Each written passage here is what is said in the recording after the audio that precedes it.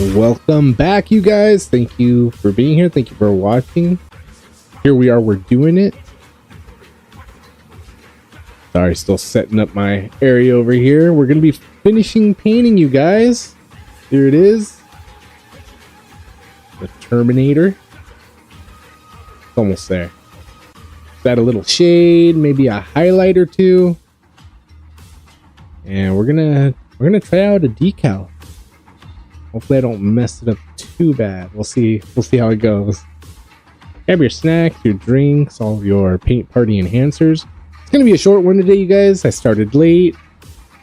I warned you guys that I was gonna start late tonight, but my buddy ended up not coming over, so I started late anyways. Slow one today, but yeah, we'll be here for just a couple hours fixing it up. We're gonna watch Warhammer 40,000 full movie cinematic 2024. Not too sure what game it's from, but we're gonna check that out and see if it's any good. We're still setting up our area. We gotta mix up our paint. Thank you for being here. Thank you for watching. Thank you for hanging out. Feel that music. Now start up this Warhammer movie, whatever it is.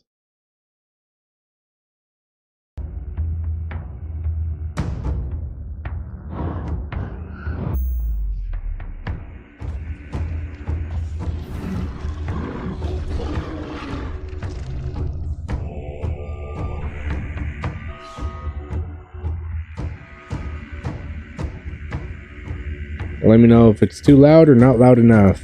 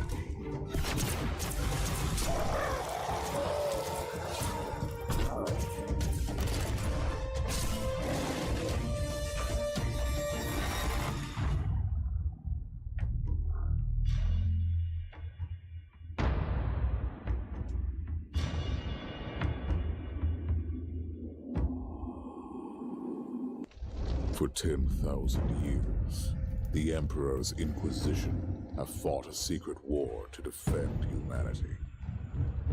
We keep vigil in the darkness. We hunt among the shadows. We pass judgment upon the mutant, the traitor, and the heretic. We purge the world of the taint lurking among the stars. We are Inquisitors. We shall fear nothing. are what you fear. The universe is infinite and deadly. Beyond the veil lies only corruption.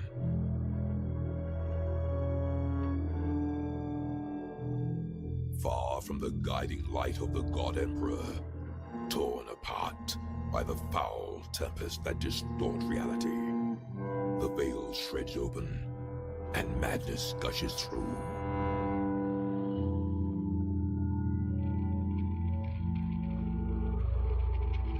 My sacred duty is to keep vigil here. Francis, what's up, my dude? Thanks for stopping through. I didn't get on the other day like I thought I was going to. But we're gonna be on for a little bit today. Catching a little 40k something, not sure exactly what. But we're gonna work on finishing our little homie. Centuries of the wicked and the alien. A little shading, some highlights, and maybe a decal or two. A haven for the heretic and the corrupted. Maybe fix up one of the old ones because left it a little too dark on the shading over here. I want to redo the legs. Lurking among the shadows. How are you doing, man? How's your week going?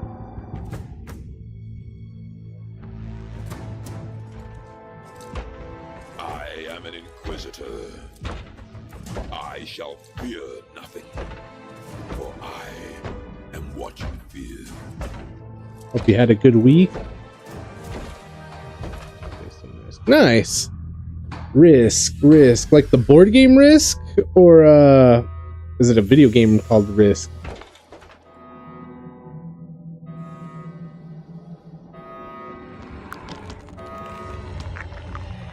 Is it a board game or a card game?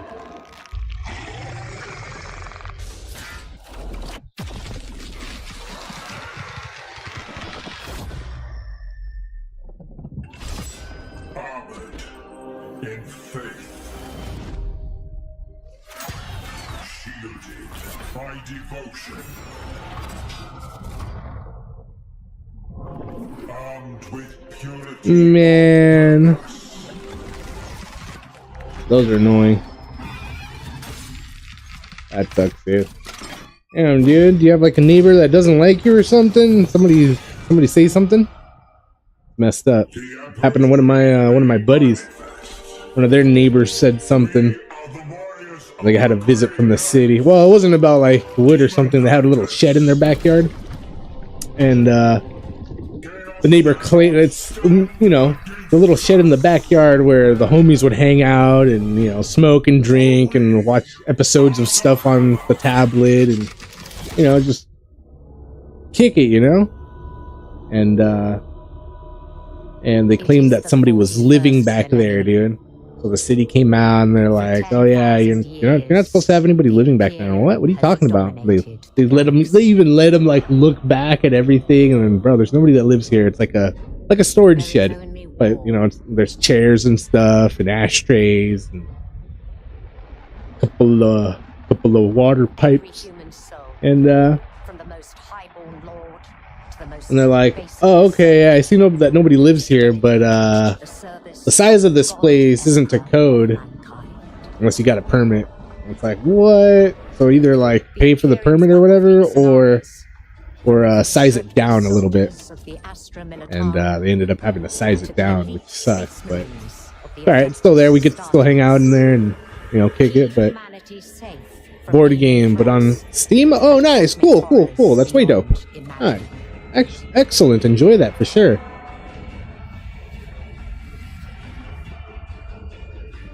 Yeah. Rules and regulations, you know. Just another way of the machine to get their money.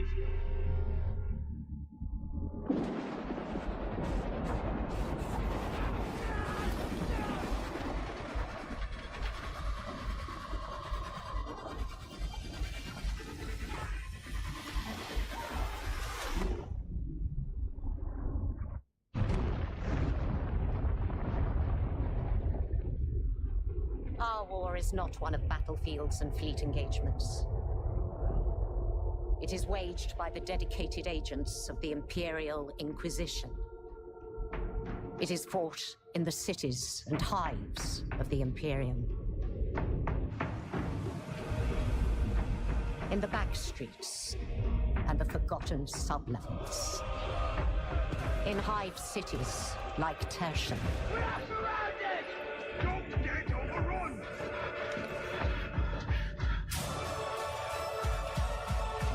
Damn, dude, I just played the song.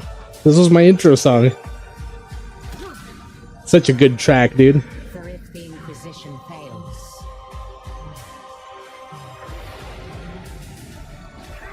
if we fail, the Imperium falls with us.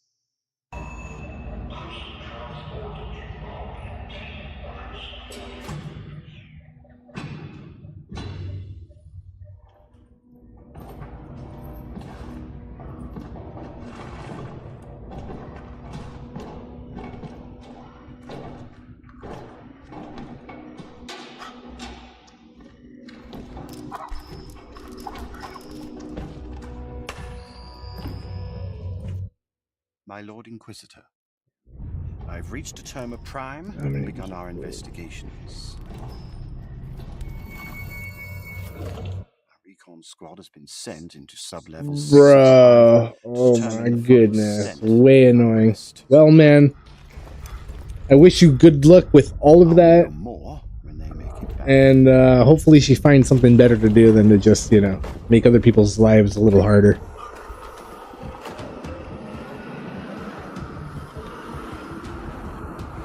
Yeah, dude. Buzzkill for sure.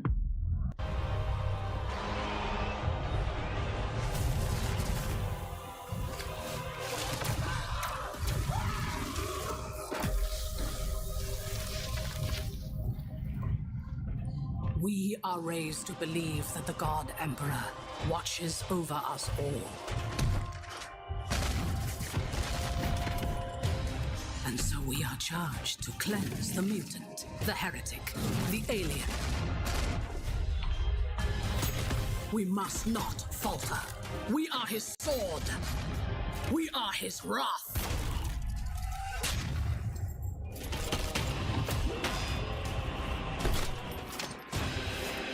Even in the face of death, we shall not submit.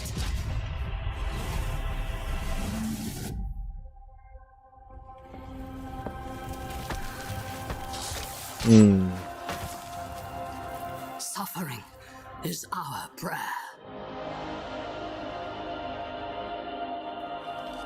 Faith is our armor.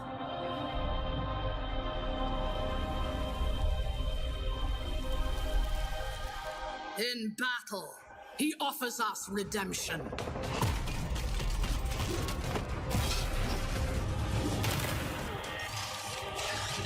And for those who prove worthy, the Emperor sends forth his angels.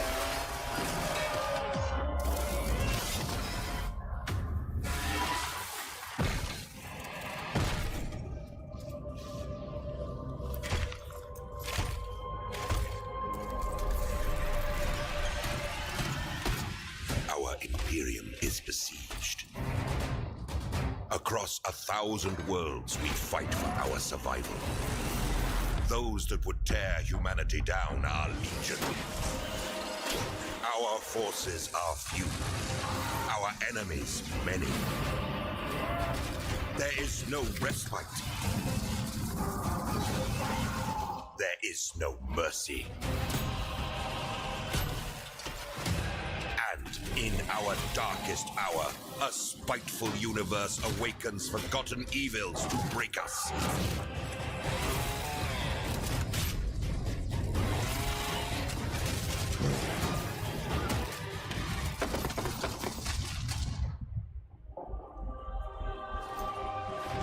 The galaxy burns, yet still we stand, the last bulwark against the terror.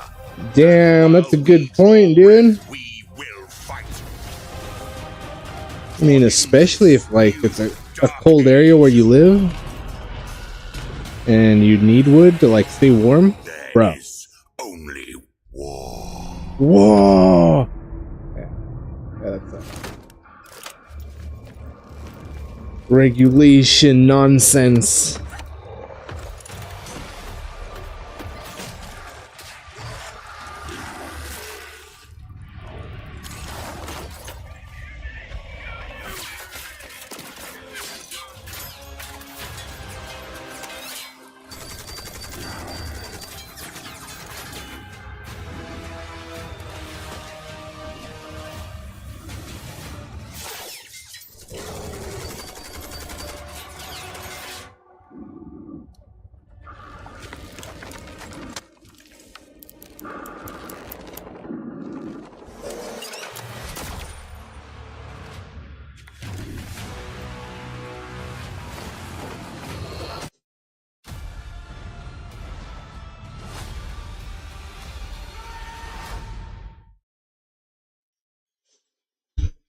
Sorry, good old commercials. Try to mute it on commercials. Yeah, dude, look how dark this leg is.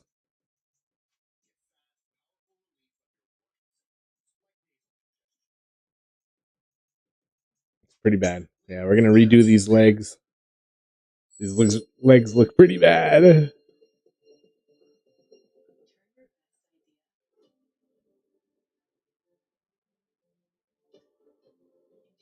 Yeah, buddy. Make your voice be heard.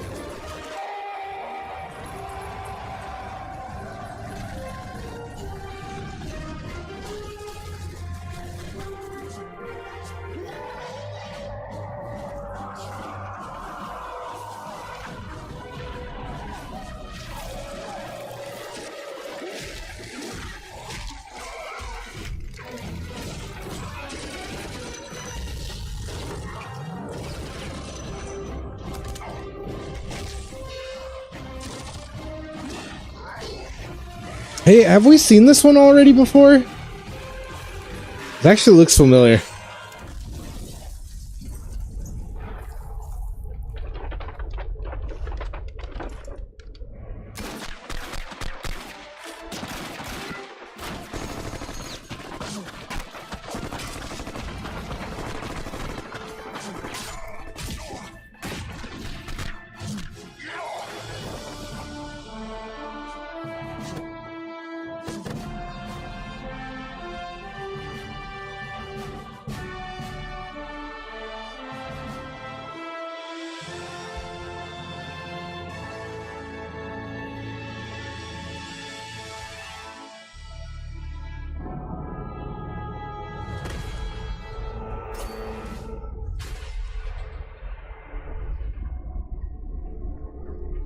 Victory. That is what the preachers cry from the spires of their temples. What commanders tell the soldiers in their service. The Indomitus Crusade meets with triumph after triumph.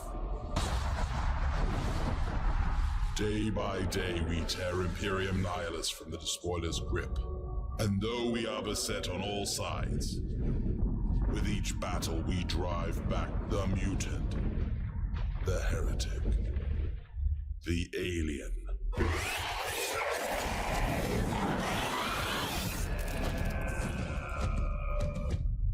I speak these words, our forces engage the remnants of Leviathan.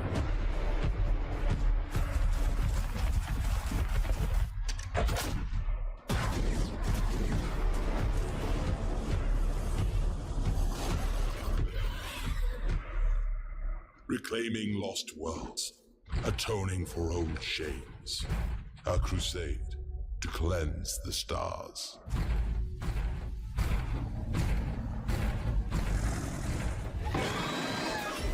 Taking the fight to the enemy.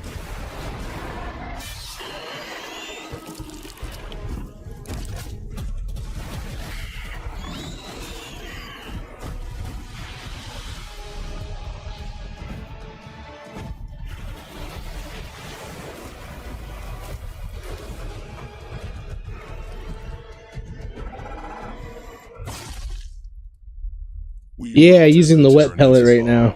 Yeah, I'm gonna back out of this and put something else on. Soon, their foulness will be but a memory. We're using the wet pellet right now. It's a little flip. That is what the preachers say.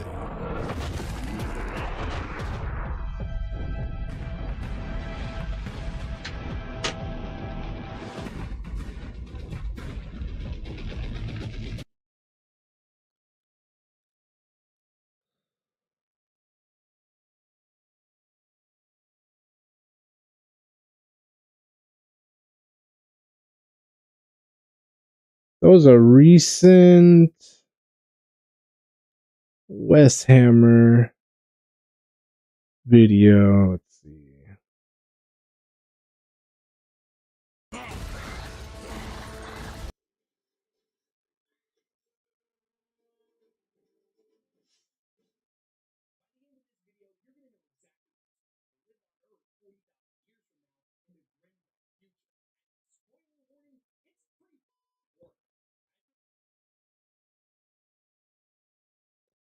Alright, 4 days ago. Creepiest mysteries?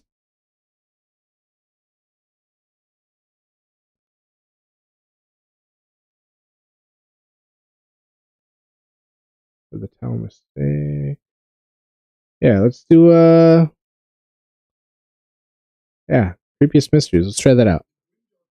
Warhammer 40k is no stranger to creepy, unsolved mysteries, and in this series, we're peeling back the layers of secrecy to learn the truth behind each and every one of them. In this video, we're going to be talking about a terrifying and obscure alternate dimension that is the physical universe's equivalent of the Deep Warp and was discovered by the Necrons. This so-called basement of the universe— that's what it is, creepy mysteries, Vox in the Void. Gods and eldritch entities beyond human comprehension. We're going to be talking about a mysterious fleet within the Indomitus Crusade that nobody seems to know anything about. Not its purpose, who it was sent to fight, or why all records of its existence have been meticulously purged. The only evidence it leaves behind is a string of mass disappearances and the corpses of any who ask too many questions. We're also going to be talking about the language of creation, words of power, and one of 40k's most mysterious villains, Quasi. Vox is a channel name. Oh, okay. In turn, gaining control. Yeah, dude, I'll check that out right after this video. And all of reality.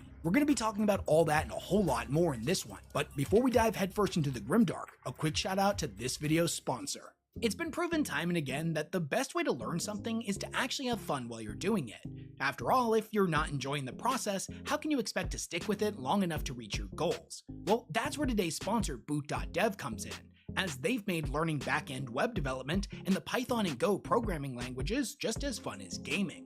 Boot.dev is an online self-paced system that teaches you how to code without forcing you to write a bunch of code that you may not understand right off the bat. They turn the entire thing into a role-playing game where you complete lessons, earn XP, and build real projects. It's got all the features you'd expect from an RPG, like leveling up, an achievement system, leaderboards, and even bi-monthly boss fights, where the community rallies together and gains bonus XP for each lesson completed during the event.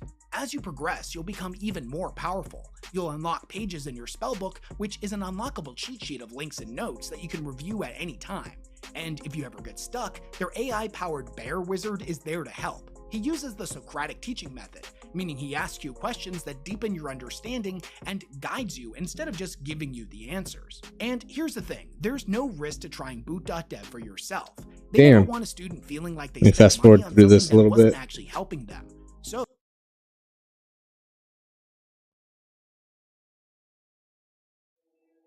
the basement of the universe. If you've been following my creepy mystery series for a while, then you may remember us talking about the deep warp theory, wherein the warp is believed to be much like the ocean. The deeper you go, the darker, stranger, and more dangerous it becomes. Proponents of the deep warp theory believe that within the area we would refer to as the deep warp dwell entities beyond even the gods' own understanding. Lovecraftian formless horrors that feed upon the corpses of dead deities that end up floating down into their depths, in a similar manner to how the carcasses of whales support entire ecosystems in the depths of our own oceans. Damn. Well, the concept of a deep warp is not as exclusive to the immaterium as one would logically assume. If reality and unreality are inherently linked together, and the warp is a reflection of the physical universe, then one could also assume that space and time so too have a deeper, unseen realm, the basement of the universe, as some have taken to calling it. And what if I was to tell you that not only does such a terrifying place because I have no exist, unlike the deep I have nothing set up for my comments. Anybody can say wherever they want on my comments. Gone to the basement and returned alive. So claim that they censor them. Observants who gathered the relevant excerpts and shared his findings in the 40K lore. Cheers, you guys! Now, in the second Twice Dead King novel, thank you for being here. Thank you for watching. Thank you for hanging out. Who is a Necron pharaoh of a smaller dynasty, is on the run from an Imperial crusading fleet. Now, personally speaking, I found this book to be amazing, and if you're a Necron fan, you should definitely check it out. So this is in no way an insult to the book, but pretty much the entire second book is one big long chase scene. At one point, Oltex and the other Necrons aboard his ship attempt to give the Imperial vessels the slip, utilizing a piece of Necron technology called the Ghost Wind. Now, if you play the tabletop game, you may be familiar with the Necron relic, the Veil of Darkness, that is a selectable option and allows your units to teleport around. You may also be familiar with the upgraded version known as the Ghostwalk Mantle used by Oberon. The Ghost Wind is using the same technology, but scaled up so it can affect an entire Necron fleet.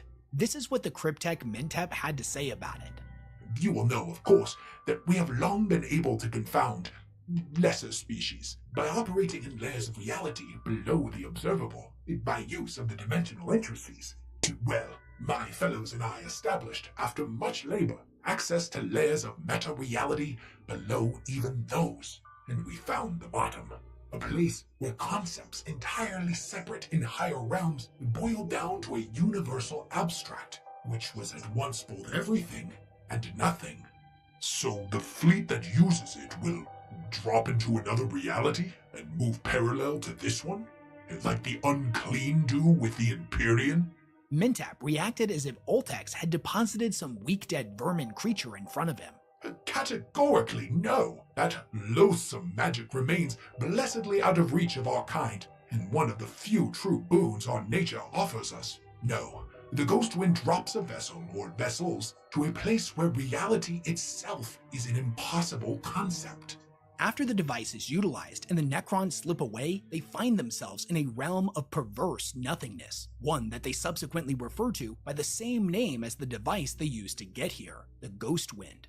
Now, that's creepy and spooky enough, that just like how the physical universe has a creepy, terrible addict with the warp, so too does it have an equally terrible and alien basement. But the even creepier part was that it wasn't just empty nothingness. It emanated an impossible feeling of intelligence, so palpable it caused even a group of Necrons to feel fear, something that they have not been capable of ever since biotransference. Oltex could see it, in the way the groups of shipless nobles clustered fractionally closer together across the bridge. Fear. Or if not fear, at least a discomfort which tessellated very closely with the shape of fear. It was subtle, of course. It might not even have been tangible to one who had not been adjacent to fear so often as Oltex had. He suspected the nobles themselves even did not realize what they felt. But he could see it. It was there, elemental and atavistic. A dreadful, immense sense of hunger to the dark, which he had only encountered once before. It had been on the day of biotransference, as the Catan themselves had drifted vast and tattered through the ash plumes of the immolated Necron tier. The evocatory medium had taken Oltek's only memory of that day, but the echo of that hunger, that malevolence, could never be expunged. Later on in the story, when a fight breaks out and many of the Necrons end up getting killed, Altex realizes that their core intelligence that normally escapes from their slain necrodermis bodies and transfers to their resurrection vaults to be placed in a new shell wasn't escaping as it normally did. Instead, it was immediately being siphoned away by the hungering intelligence within the Ghostwind. These nobles, who had existed for millions of years, had vanished into twisting plasma, never to be seen again. Use of the Ghostwind is something that is not widely done by the Necrons. Many of the cryptechs that first discovered it and worked on the device used to access it were either killed or went insane. One of them even went so far as wiping his entire memory clean in order to get away from it.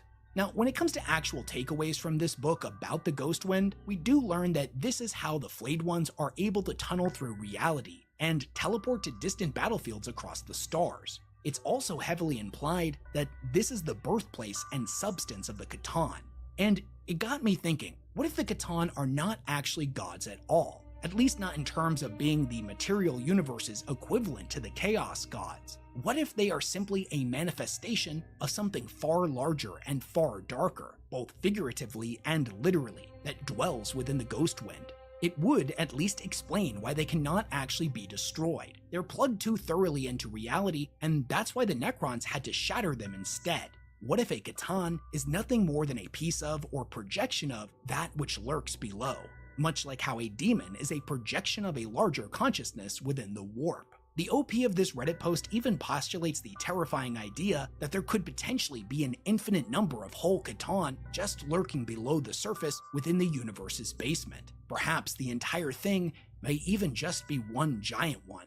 Now, I'll be honest, I'm still working through the pieces of this one myself, and the book leaves us with a lot of unanswered questions. Hopefully we'll get some kind of follow-up on the Ghostwind in the future, but until that happens, what it actually is will remain one of 40K's creepiest mysteries. Nature-Made Magnesium is made to care for your whole body.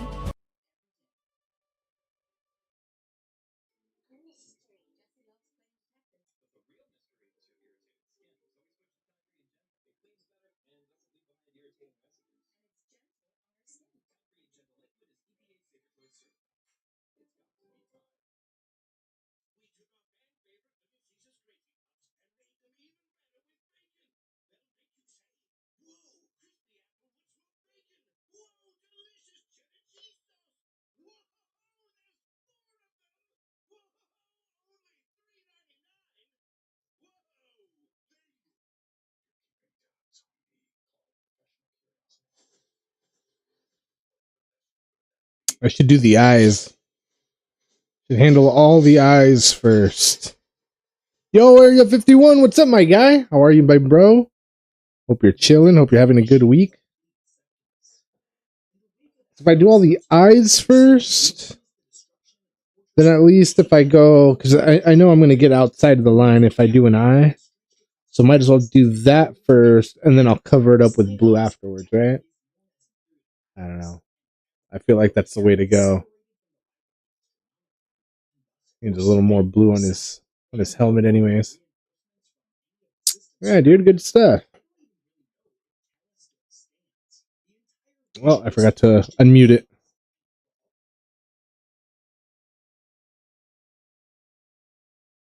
What it actually is will remain one of 40K's creepiest mysteries. The redacted mission of Fleet Septimus.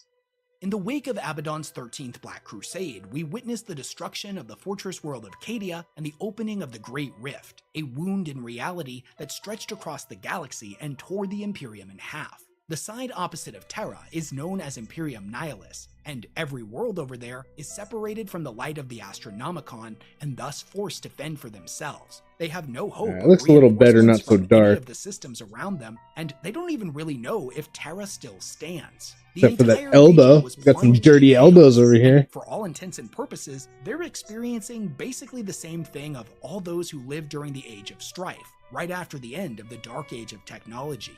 To fix this, the recently resurrected Primarch and now Imperial Regent Rabute Gilliman created and launched the Indomitus Crusade to take back Imperium Nihilus, mend the broken Imperium, and reinforce and resupply all of the worlds affected on both sides of the rift. The Crusade was broken up into 10 absolutely massive fleets, each larger than entire past Crusades. Each of these fleets was then divided into dozens of independent battle groups that would end up splitting off for specific campaign spheres. Those battle groups would then be divided even further into task forces, each with specific campaign objectives. Now, as you can imagine, such an overwhelming concentration of the Imperium's military might required an even more exhaustive data harvest in order to record, document, and catalog all of the logistical information pertaining to each of the fleets, a task that was and still is being conducted by the Officio Logisticarum. However, amidst the library of information that they've gathered, there seems to be a single suspicious omission. There was practically nothing recorded about the 7th Fleet, known as Fleet Septimus. Not its mission, not its muster point, its makeup, anyone assigned to any of its vessels, nor its overall purpose. This caused rumors and speculation to begin circulating amongst the crews of the vessels in the other fleets, each tale more fearful and superstitious than the last. It was said that if Fleet Command had any answers or information, they weren't sharing. They remained frustratingly silent. But hey, at the end of the day, many of the higher-ups within the other fleets viewed these as just rumors after all. Tall tales that voidsmen make up and pass around. It was an ancient human behavior that unconsciously gave men a sense of control over things they did not understand. So long as they kept in line, the rumors were ultimately viewed as harmless. That was until the disappearances started. Seemingly every arm of the Imperial military had a host of personnel vanish into thin air, from high-ranking individuals to seemingly unimportant grunts. Some even had entire regiments or supply shipments of weapons, ammo, and vehicles disappear without a trace. The only clue to what happened to them was a strange sigil featuring the Imperial Aquila and a skull bearing the Roman numeral for 7 ingrained in its forehead. 7! This, of course, was the sigil of Fleet Septimus, left behind in the victim's last known locations. A first-hand account from the lexographer Grab the other small fine brush for the eyes. A strange sort of ink, black as the void and cold to the touch. It made you frightened just to look at it, not only because of the authority it conveyed, Little but some tiny sort of menace that it itty-bitty didn't dare deny. The only other clue to Fleet Septimus's purpose that we've been given so far is an in-universe unfinished letter that was penned by Lord Commissar Lawrence Chinkin of Fleet Secundus and addressed to General Gensist. And the letter itself was recovered from the scene of the Lord Commissar's murder and was stained in his blood. The contents of the letter seemed to indicate that the Lord Commissar had been growing increasingly frustrated with the secrecy, scapegoating, and seeming cover-ups of everything involving the 7th. When the disappearances first started happening, he had been instructed by the general to just let it go. But eventually, this became too much, and when the Lord Commissar pressed the matter again, yeah, buddy, all communication. alien in the house. The Lord Commissar had begun a purge of elements he deemed harmful towards Fleet Secundus's organizational hierarchy. He states that it was bad enough when one of his captains vanished and all that was left behind was the seal of the 7th and a piece of parchment pinned to the captain's door stating that she had been reassigned. The 2nd had had one of its most decorated heroes stolen from them with no explanation, no justification, and no indication of whose authority this was done under. Further, although this was the first disappearance, it certainly would not be the last. Over time, it would happen again and again. The only evidence left behind was more of those sigils.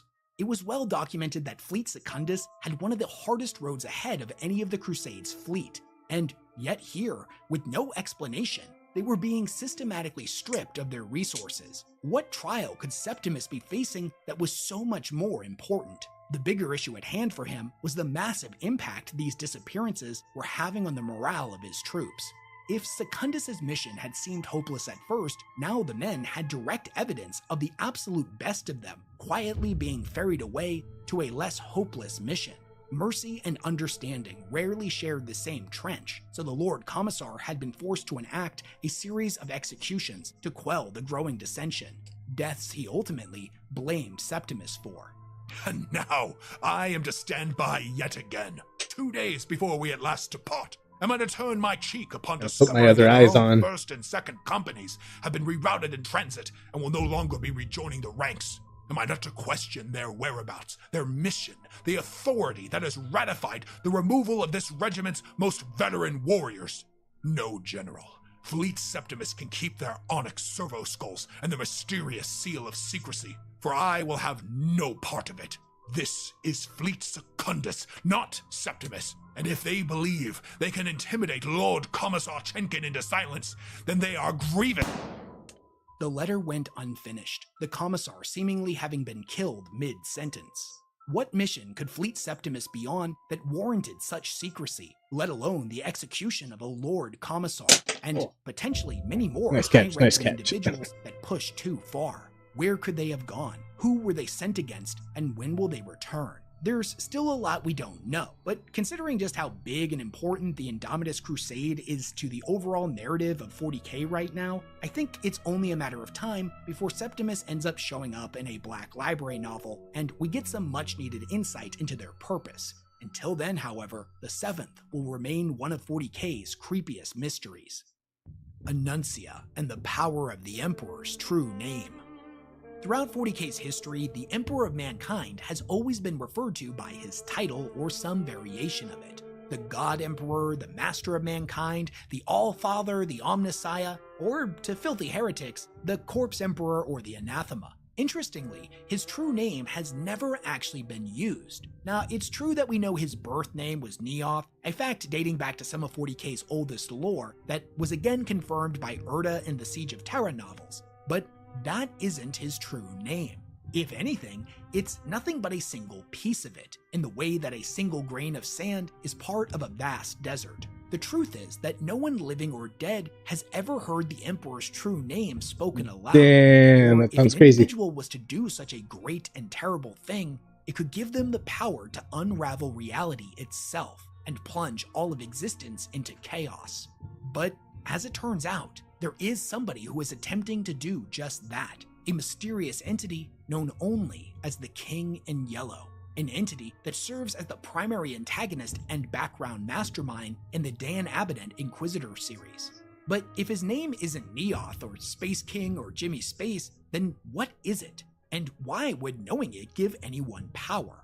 What is the King in Yellow actually planning to do if he ever manages to figure it out? Further, if all it takes is knowing somebody's name to gain power over them, then why isn't this something that's happening all of the time across the galaxy, as most people don't really keep their names hidden? Well, in order to get to the bottom of this particular mystery, we need to understand what a true name actually is and why it is important. To do this, we have to clear up a few misconceptions. Now, the lore tells us that names have power, and if you can learn a creature's true name, you can in turn gain power over it. For the most part, the vast majority of the lore available to us is only ever really dealing with this in the context of demons and other warp entities, though, as we're going to get into, it may not be so limited after all. On the contrary, it may also apply to anything that has a soul. When it comes to demons, if you ever hear their names spoken in the source material, this isn't their true name. They instead go by a bunch of different titles or dozens if not hundreds of false names in order to keep their true names safe. Whether it's in concern to demons, humans, or aliens, most people wrongfully assume that a true name is nothing more than a creature's birth name, or at least the very first name they ever went by. However, it's a lot more complicated than that. It's not like a Nurgle demon that calls itself Bleedus Rotfart is actually secretly named James, and he just really hopes nobody ever finds that out. A true name isn't even really a name at all, at least not in the way we understand it. In metaphysical terms, a true name is a creature's entire existence. Use its name to cast it out. Everything about them, their entire essence, and its most. What's your name, demon? It's every name, nickname, and title that entity has ever gone by. It's Legion, for we are many. Life, every victory and every defeat. It is every thought or idea it has ever had, every belief it has ever held, every fear, hope, and aspiration it has ever felt. It is their home address, their phone number, their social security number. It's the entire footprint their existence has left upon space and time. I could keep going listing examples for an hour, but I think you get the picture. Needless to say, even for just your run-of-the-mill lesser demon, such a name would take dozens of books to write out. For greater demons, probably libraries the size of a planet. And a chaos god? I don't even think there's enough ink and parchment in the entire galaxy to write that out. Now, thankfully for would-be sorcerers trying to utilize a true name, they don't have to read out the equivalent of the entire Song of Ice and Fire series every single time they try to summon a demon or give one a command. What ends up happening is that entire library worth of information about the entity is converted into the language of the warp, and thus condensed down into words of power. It's not a perfect analogy, and I don't really know anything about programming, but it's kind of like a programming language, wherein a bunch of ones and zeros, i.e. truths about the entity, come together to form actual letters. In the source material, we almost never get to hear a true name spoken aloud in its entirety. Early dislike West, bro.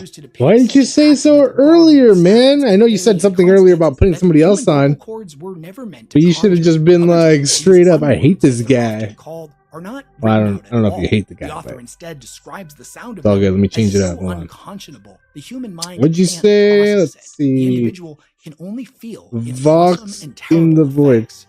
Here's a quick excerpt from the Ahriman series that I think gets the idea across. Even hearing a part of such a name could break a mortal's sanity. Even the name unspoken corroded the substance which held it. Written in a book, the paper would burn and turn to living, screaming flesh. Cast in metal, the metal would rust, melt, take form, and scuttle into shadows. Etched into a goblet, the glass would shatter, and the fragments become clouds of sharp.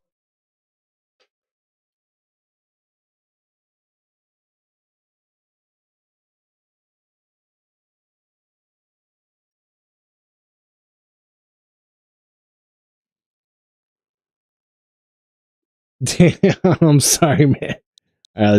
Let's do Vox.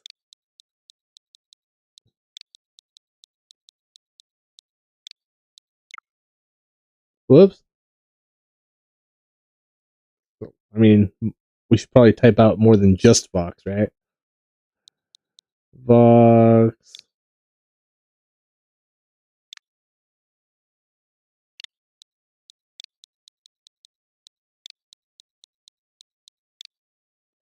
That should do it. Vox in the void. What if I just do Vox 40k? All right, hold on.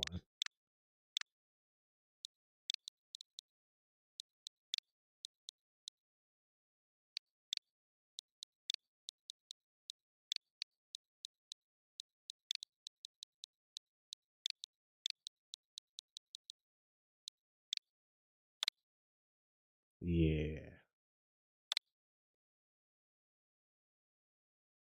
There we go. There it is.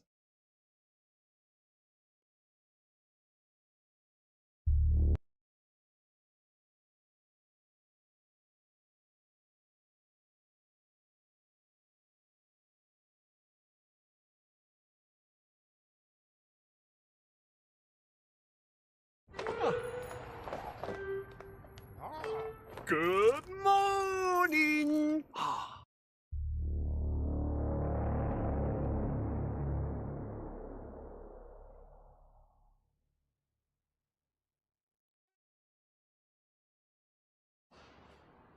The air was thick with orange smog, rising from the uncountable choked lungs of the forge machine. Millions trudged along the main throughway, dragging heavy bionics that malfunctioned and sputtered along the soot-stained road. They passed beneath vast archways that creaked under the weight of ceremonial cogs and the red banners of ancient Mars. Huge, loud hailers droned the Credo Omnissiah on repeat, drowning out the sound of shuffling feet and the thousand groans of failing flesh. There is no truth in flesh, only betrayal. There is no strength in flesh, only weakness. There is no constancy in flesh, only decay. There is no certainty in flesh but death. Scion Maximilian Vanderlyn the 23rd watched from the viewing gantry, fighting back a cough. Through the orange haze of industry, the workers were blurred, their borders indistinct, as if they were all organs of one horrendous creature named the Forge. The Scion's hair was slick with a layer of grimy sweat, perspiration pouring down his face. He glanced to his guide, the tech priest An-Ki Gibel. The tech priest's upper face was replaced by rusting metal, 3 unblinking bionic eyes forming a triangle where her forehead should have been. Where the metal met her lower cheeks, the flesh was red raw and puckered, as if the skin rebelled against the intrusion of the machine.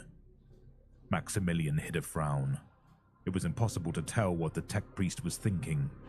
There was no expression in her red eyes, no human gesture in her unmoving square pose. He glanced back to the scene below, his mind still protesting at the sheer numbers he saw. It was impossible to see the individuality in each independent part, impossible to recognize the humanity in each blurred face. Just cogs of a gigantic machine, turning and clicking into rusted place. The flesh is weak. What? All 3 of An-Ki Gibel's eyes were focused on the scion.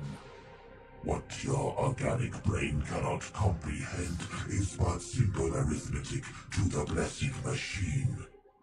Maximilian chose not to rise to the contempt in the tech priest's voice. He steadied himself, resolving to show no emotion at all. He wasn't a fool. This was not a world of the Imperium. This hellhole belonged to the Adeptus Mechanicus. This world belonged to Mars. The tech priest smiled. Her few remaining teeth were black and rotten, her gums bleeding pus. Our tour continues, Lordling of the Imperium. She turned towards the descender lift, her red robes trailing dirt. Maximilian glanced to his father's seneschal, Gregorius. The old man still stared at the crowds below, his knuckles white where he gripped at the railing. When he noticed Maximilian's eyes upon him, he slowly turned, neither smiling nor grimacing. With the smallest of gestures, he nodded for the scion to follow the tech priest. Maximilian could feel the old man doddering behind them. An-Ki Gibel placed a wrinkled hand on a red flashing cogitator rune, soothing it to a placid blue with a drone of incomprehensible binary. The descender lift shuddered into use, grinding through grime and soot as ancient cogs turned with creaking stiffness.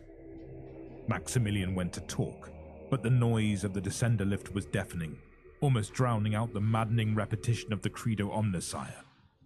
He felt Gregorius's hand on his shoulder, the seneschal giving him a slight squeeze of support.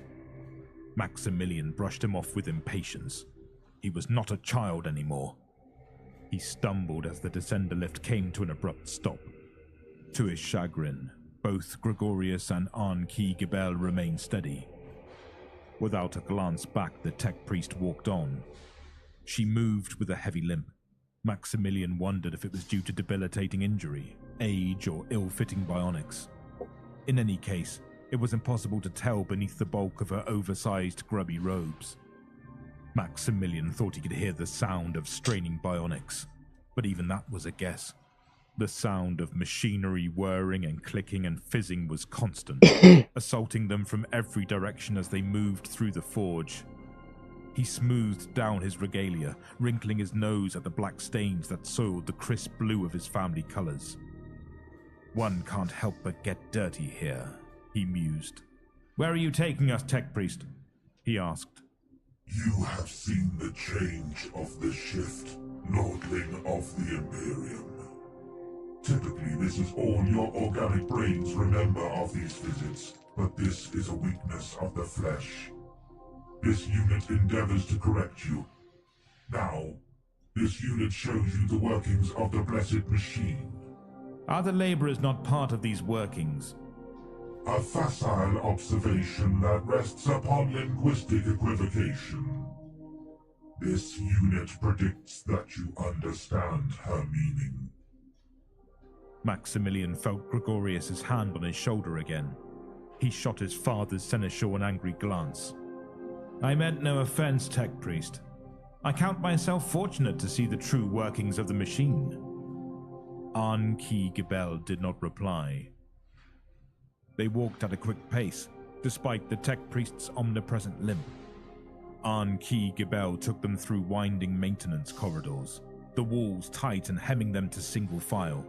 Something about the sudden shift from immense space to close quarters produced a mounting claustrophobia, which soon exploded into agoraphobia when they exited into a huge hallway. The Scion took a deep breath, a stifling, dry heat burning at his throat. Humanity was not made to comprehend such impossible sizes. Meanwhile, Gregorius struggled to keep up. The old man wheezed and gasped, faltering by the minute. "Tech Priest, my companion tires. Perhaps we could arrange for transport." The flesh is weak. The Tech Priest did not amend her pace.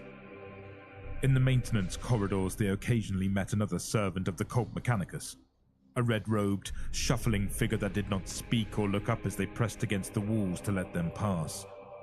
Maximilian remembered Gregorius's words before they had made the shuttle trip down to this inhuman, fume-clogged world. "You will think them impolitic and oblivious, but do not be fooled, young master. The Mechanicus have turned their strangeness into an art form. Oh, they understand Imperial etiquette. They have weaponized it, using it as a bludgeon against us. Every rudeness is a test, designed to prove the weakness of our flesh. Do not fail their tests, Maximilian." "What of human decency?" Maximilian had asked. "Are they not human?" They are human, yes. But they are Mechanicus first and foremost. "I cannot conceive how such a society could persist, let alone thrive, to live without humanity or rules of conduct. It is a wonder that Mars does not collapse into anarchy." Oh, but they have their rules, young master. There is etiquette within the cult of Mars, every bit as complex and treacherous as in the Imperial court. Some elements are obvious, to honor the machine, to praise the Omnissiah. But most is Martian mystery, quite incomprehensible to our own fleshy comprehension. Maximilian had snorted at that, earning him a harsh glance from the seneschal. Do not underestimate them, young master. The Mechanicus is dangerous. Very, very dangerous. Never let down your guard. Never rise to their bait. And always assume that they know what you're thinking. You make them sound as bad as the witches of the Telepathica. Yes, Maximilian, I do. The old seneschal was seriously lagging behind now. They had weaved through maintenance tunnels and huge metal caverns for almost an hour. The heat had steadily intensified, the moisture of Maximilian's flesh rising as steam. His skin felt dry and flaky. Eventually, the tech priest stopped. They stood before a giant doorway framed with peeling gold. Anki Gibel fell to her knees, her arms stretched out as she chanted a binary dirge. A ripple of animalistic fear chilled Maximilian's blood. His heartbeat sped. The hairs on his arms stood on end. A cold flush clashed with the unbearable heat. Maximilian didn't understand why, but something in Anki Gibel's dirge spoke to a primal part of his soul. Some primitive, instinctual terror activated by the arrhythmic repetition of subsonic tones. Will you stop that, please? As soon as the words left his mouth, the door began to open. A great creaking scrape of metal against metal. It hissed as scalding air poured out, sending Maximilian reeling. As it yawned open further, the Scion could see hellfire within, blaring red-hot fire that reached high and licked at the blackened ceiling miles above. The Scion swayed, dizzy and blinded by the heat, nausea beating down on him, pressing through his eyes. He gasped, but found he could barely breathe. Through blurry eyes, he saw the tech priest silhouetted in a baleful halo of crimson fire. She turned, but Maximilian could not make out her features. Just the maddening triangle red of 3 bionic eyes. Maximilian choked. He was dimly aware of having collapsed to the ground, his palm searing against the burning floor. Intuitively, he slowed his breathing, applying the defensive techniques taught to him by Master Venomite Meltus. He was tempted to purge, but swallowed back his vomit. His heart rate slowed. With every blink he could see a little more, the tech priest appraising him. The legions of kneeling supplicants inside the chamber, the largest inferno he had ever seen, swallowing up the sky. As the air pressure stabilized, he could hear screaming. Behold, the heart of the Forge Machine! Maximilian forced himself to stand, the outer layer of flesh peeling from his palms. He gritted his teeth and forced himself to focus. If he squinted, he could see something around the flames, the glint of a force field straining to contain the immense fire. The blaze seemed to originate from a gaping cylindrical device in the ground, some mile across, and through strained eyes Maximilian could see that the rippling heat was thirstily lapped up by an identical aperture in the ceiling. Arn-Ki Gebel was grinning, even as her lower face blistered and peeled. Life is directed motion. The spirit is the spark of life. Flesh is fallible, but ritual honors the machine spirit, and to break with ritual is to break with faith. I don't understand. The heart of the Forge Machine consumes an average of 0.023 million units a day. Through ritual and sacrifice, the machine spirit is honored and endures. Maximilian examined his red raw hands. Human sacrifice! Yes. Why did you show me this thing? To correct the frailties of your flesh, Lordling of the Imperium. To help you understand. This is an abomination! The tech priest was silent. Maximilian glanced over his shoulder, seeing Gregorius standing at a distance. Even though the old man avoided the worst of the heat, he looked haggard, his skin steaming with sweat, black smudges staining his face. The scion shook his head. I would like to leave, tech priest. As the tech priest led them away, Maximilian thought back on his conversation with Gregorius. He remembered frowning. If they are as bad as the witches, then why are they tolerated? For the same reason that the witches of the Telepathica are tolerated, young master. Because the God Emperor needs them. Maximilian had gone to scoff, but the old man had placed a hand on his wrist. Put such thoughts out of your mind, Maximilian. Forget any notion of common humanity or compassion. You cannot risk such luxuries here. Maximilian refocused. Arn-Ki Gebel had led them through another maze of maintenance tunnels and cavernous hallways, a blur of creaking gears and blackened cogs. The scion felt dizzy, his body struggling to cope with the abrupt shifts in temperature and space. His mind was groggy, his mouth horribly dry. With a twinge of alarm, Maximilian realized that Gregorius was nowhere to be seen. My father's seneschal. This way, Lordling. A blast of relatively cold air sent Maximilian tottering. He realized that he was in the spaceport, dozens of shuttles landing and taking off every minute, a maddening frenzy of constant motion. Servitors unloaded and refueled vessels, overseen by red-robed adepts. Heavily augmented pilots sat in their cockpits, fizzing wires connecting the top of their spines to blinking cogitators. Imports of human cargo marched out in chains, dragged along by towering Skitari. Your shuttle is being prepared for disembarkment. Wait here. Maximilian barely registered Arn-Ki Gebel's words. He staggered backwards, supporting his weight against a row of fuel barrels. The sky was full of buzzing insects. No, they were shuttles, swarming in concentric circles, waiting to land.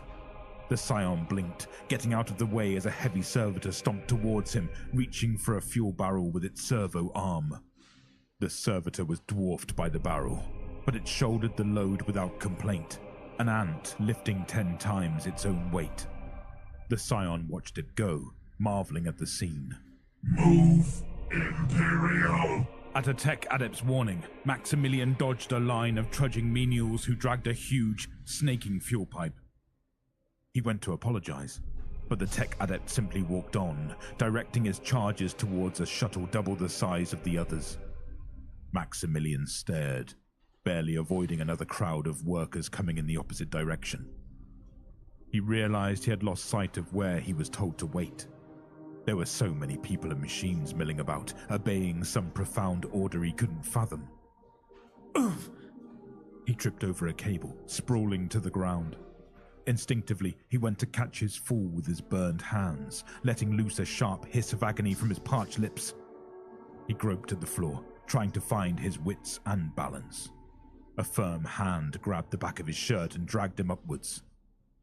"Thank you. The Skitarii stared back. It had no face, though Maximilian couldn't tell if what he saw were bionics or simply armor.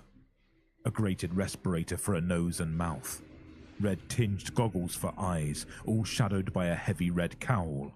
It loomed over the Scion, bulked out in a carapace cuirass, its arms bionic and inhumanly strong. I seem to have lost... Wait, what are you doing?"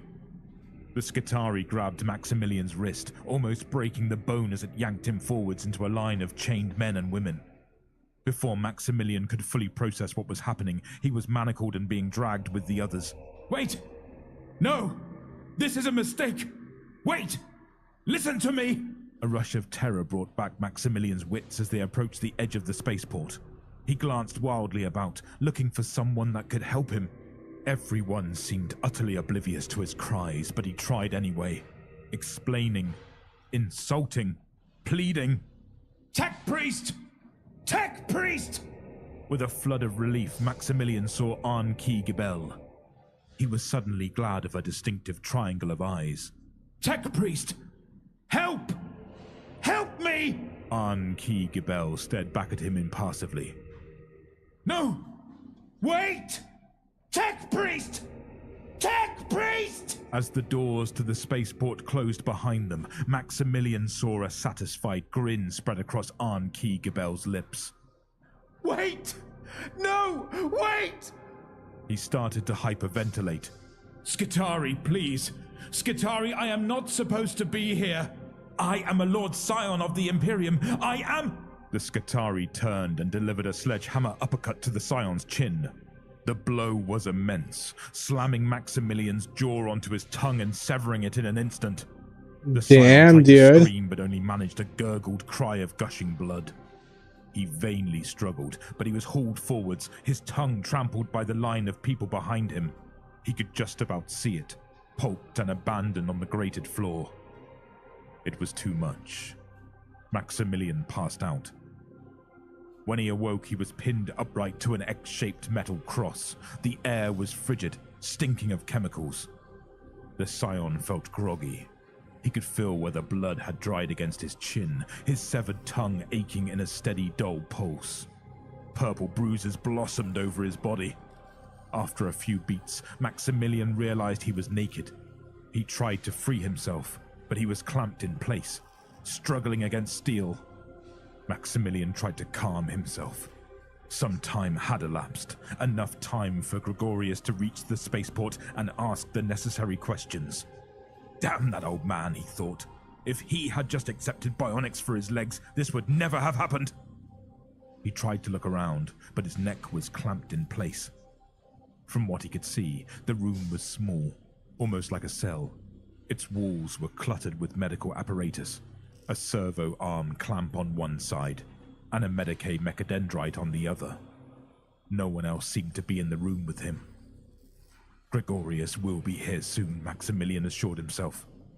It's almost over. He started as a door opened. A servitor gazed blankly at him, struggling under the weight of a curved metal plate. Behind was a tech adept. Maximilian moaned in fear. His voice sounded strange without his tongue. The servitor approached with faltering steps. It might have been female once. There was something feminine about the tuft of dead hair that reached down to its shoulders from the right side of its scalp. either way, it did not respond to Maximilian's muffled pleas, slamming the metal plate into his chest with crashing force. The tech adept stepped forwards with an electro drill. Behind it, a line of servitors waited silently, carrying tools and bionics, gears and wires.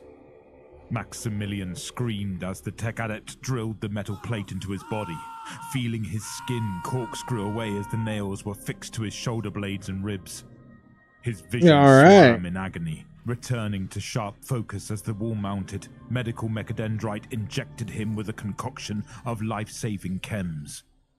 He felt his blood swim from the holes the tech adept had made in him, running like lubricant between his flesh and the plate. Another servitor stepped forward, handing the tech adept an electro saw before bowing back. It buzzed into life, slicing through the skin of Maximilian's shoulder before finding resistance at the bone. The scion howled, fighting wildly against his restraints. The wall-mounted servo arm pinned him down as the left arm ripped away, his underarm skin tearing and giving way to a splatter of blood. The next servitor entered, presenting a grubby bionic. The tech adept pinched at Maximilian's exposed nerve fibers, cleaning them of bone dust and skin as the blood flowed in steady bursts. The medical mechadendrite injected Maximilian again as the tech adept reverently took the bionic arm, chanting to the Omnissiah as it unspooled wiring from the augment's inner workings. With delicate metal hands, the tech adept wove the wires around the nerve fibers and soldered them together. As Maximilian shrieked, the tech adept fed the wires back into the bionic arm, positioned it against the scion's shoulder, and reached once more for the electro drill. Maximilian continued to howl. Some innermost portion of his mind urged him to speak, to tell the tech adept that there had been a mistake. But the pain was too great for him to manage anything but screams. He stared with horror at the bionic arm as the medical mechadendrite applied another dose of stim. It was an ugly thing, too large for his frame, dragging him downwards against the clamps. It was a thing fit only for a menial wretch, a hideous, unspeakable thing. He convulsed as aluminum charge spasmed through his body. He spat fizzing blood on his metal chest. The tech adept applied the electro saw to Maximilian's other arm, the sawed bone left behind a white sheen of dust, shaded with crimson as his right arm tore away. Then the pinch, the white-hot agony of metal against nerve fibers, the soldering, the drill. Maximilian wheezed. Distantly, he realized he wasn't screaming anymore. His throat lacerated and useless. He tried to think. There was a name, someone who might still come, but it was hard to think. Hard to think past the pain and the animal part of his mind that screamed in tortured terror. It was like a secret. Something that might still save the scion if he could only remember. A name. A name. The scion was dimly aware of intense pressure against his torso. The tech adept was attaching metal girders to the plate, building an exoskeleton to support the immense, ungainly weight of Maximilian's bionic arms. A sharp pain in Maximilian's neck signaled another stim injection. Another spasm of aluminum sent him convulsing. He gaped down at his body, a scaffolding of bloody metal parts. Inhuman. Not his. Maximilian wanted to scream, but it hurt even to breathe. He suddenly had the absurd thought that this couldn't be real, that he was about to wake up, that this couldn't possibly be happening to him. Next, the tech adept took his legs. Shuffling servitors brought in the replacements, sooty, clunking things with exposed, rusted gears. Maximilian's eyes rolled back as the agony began anew. He didn't even notice when the tech adept castrated him with pincered calipers. His damn, dude. genitalia flopping limply to the blood-soaked ground. When it was finally over, another dose of stim jolted him into focus. The tech adept stood appraising him with cold green eyes. The scion could feel a tremendous weight dragging on his skin, a terrible new mass that pulled him towards the earth. He tried to look at the tech adept, but he could barely lift his head. He grunted, spitting blood as the tech adept reached out with a hand and took him by the broken chin, inspecting him like a prize grox. A thin, winding mechadendrite unspooled from beneath the tech adept's robes, uncoiling towards the scion's face. This isn't real, Maximilian thought. This can't be. The thin mechadendrite burrowed up Maximilian's right nostril, finding the young scion's frontal cortex. With a series of small snips, the tech adept severed the cortex from the rest of the brain, and Maximilian never thought in words again. The unit apologizes. This is an abomination. I want to see him. As you wish, Seneschal. Gregorius sighed, feeling it travel through his entire body. He felt every bit of his 200 years. An-Ki Gebel had already told him the bad news. Not just bad news. A tragedy. A calamity. Lord and Lady Vanderlyn would be devastated. Gregorius was devastated. He felt tears on his face. He had told Lord Vanderlyn that the boy was not ready. The Seneschal did not doubt that the young scion had made some mistake. The boy was too proud, too hot-headed, rushing off without the Seneschal, allowing himself to be lured away by the Mechanicus. Who knows what Maximilian had said? Something had happened. The Seneschal was certain of it. An-Ki Gebel seemed positively gloating. It was the most emotion she had ever shown him. The Seneschal knew that the tech priest could have hidden her emotions if she'd wished. The half-aborted smile on her lips was meant to be seen. Beware the wrath of the Adeptus Mechanicus. As a courtesy, An-Ki Gebel had arranged transport to the servitization chambers. Gregorius knew that he should have fitted bionic locomotion years ago, but he'd always hated the idea. After all, he knew the creatures that would provide his augmentation. Monsters.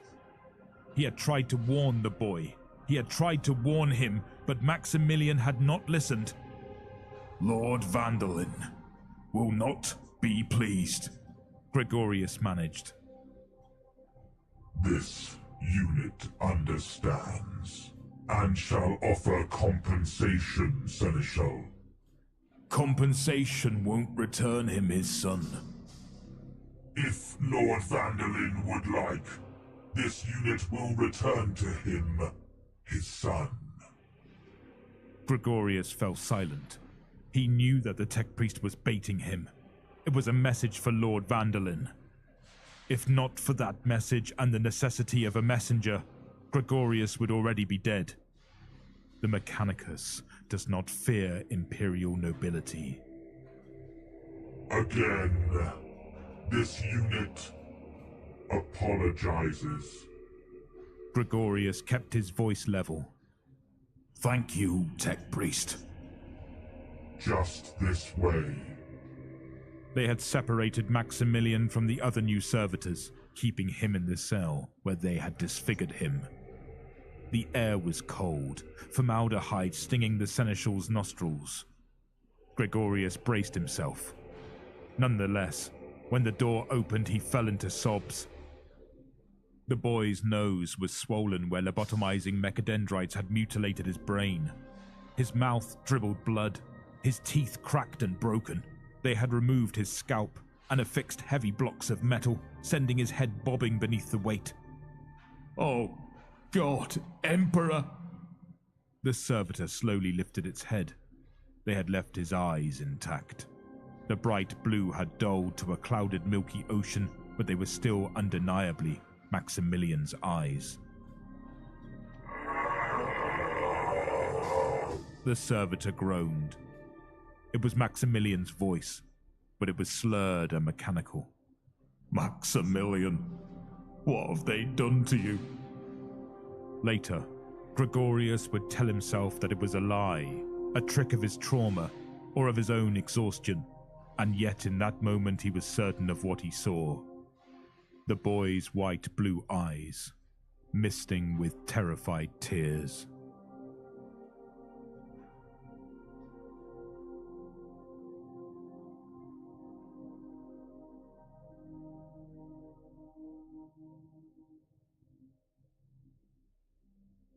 Damn, was that the end of it?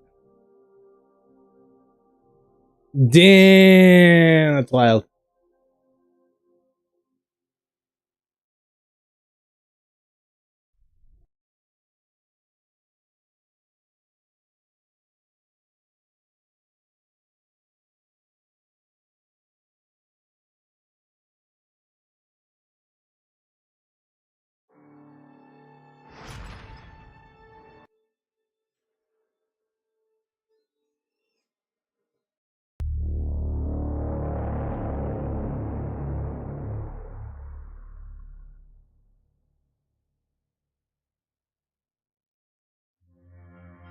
Blood for the Blood God! Bellowed Khan the Betrayer, charging forward, through the hail of bolter fire towards the Temple of Superlative Indulgence. The bolter shells ricocheting off his breastplate did not even slow him down. The Chaos Space Marine smiled to himself. The ancient ceramite of his armor had protected him for over 10,000 years. He felt certain. Yeah, this is cool, man. I like this. Today. I like story time. All around him, warriors fell, clutching their wounds, crying. Yeah, that building mort that you showed me last time, that was pretty badass too. Of battle to the Supreme Lord of Carnage. His voice acting's pretty good. Maniacally. Wait, was it his voice acting or somebody that he had on there? That ahead of him, Khan was really good. It was done really well. His body riddled with shells, his armor cracked and melted by plasma fire. The berserker howled with rage and frustration, knowing that he was not going to be in at the kill, that he would give Khorne no more offerings on this or any other day.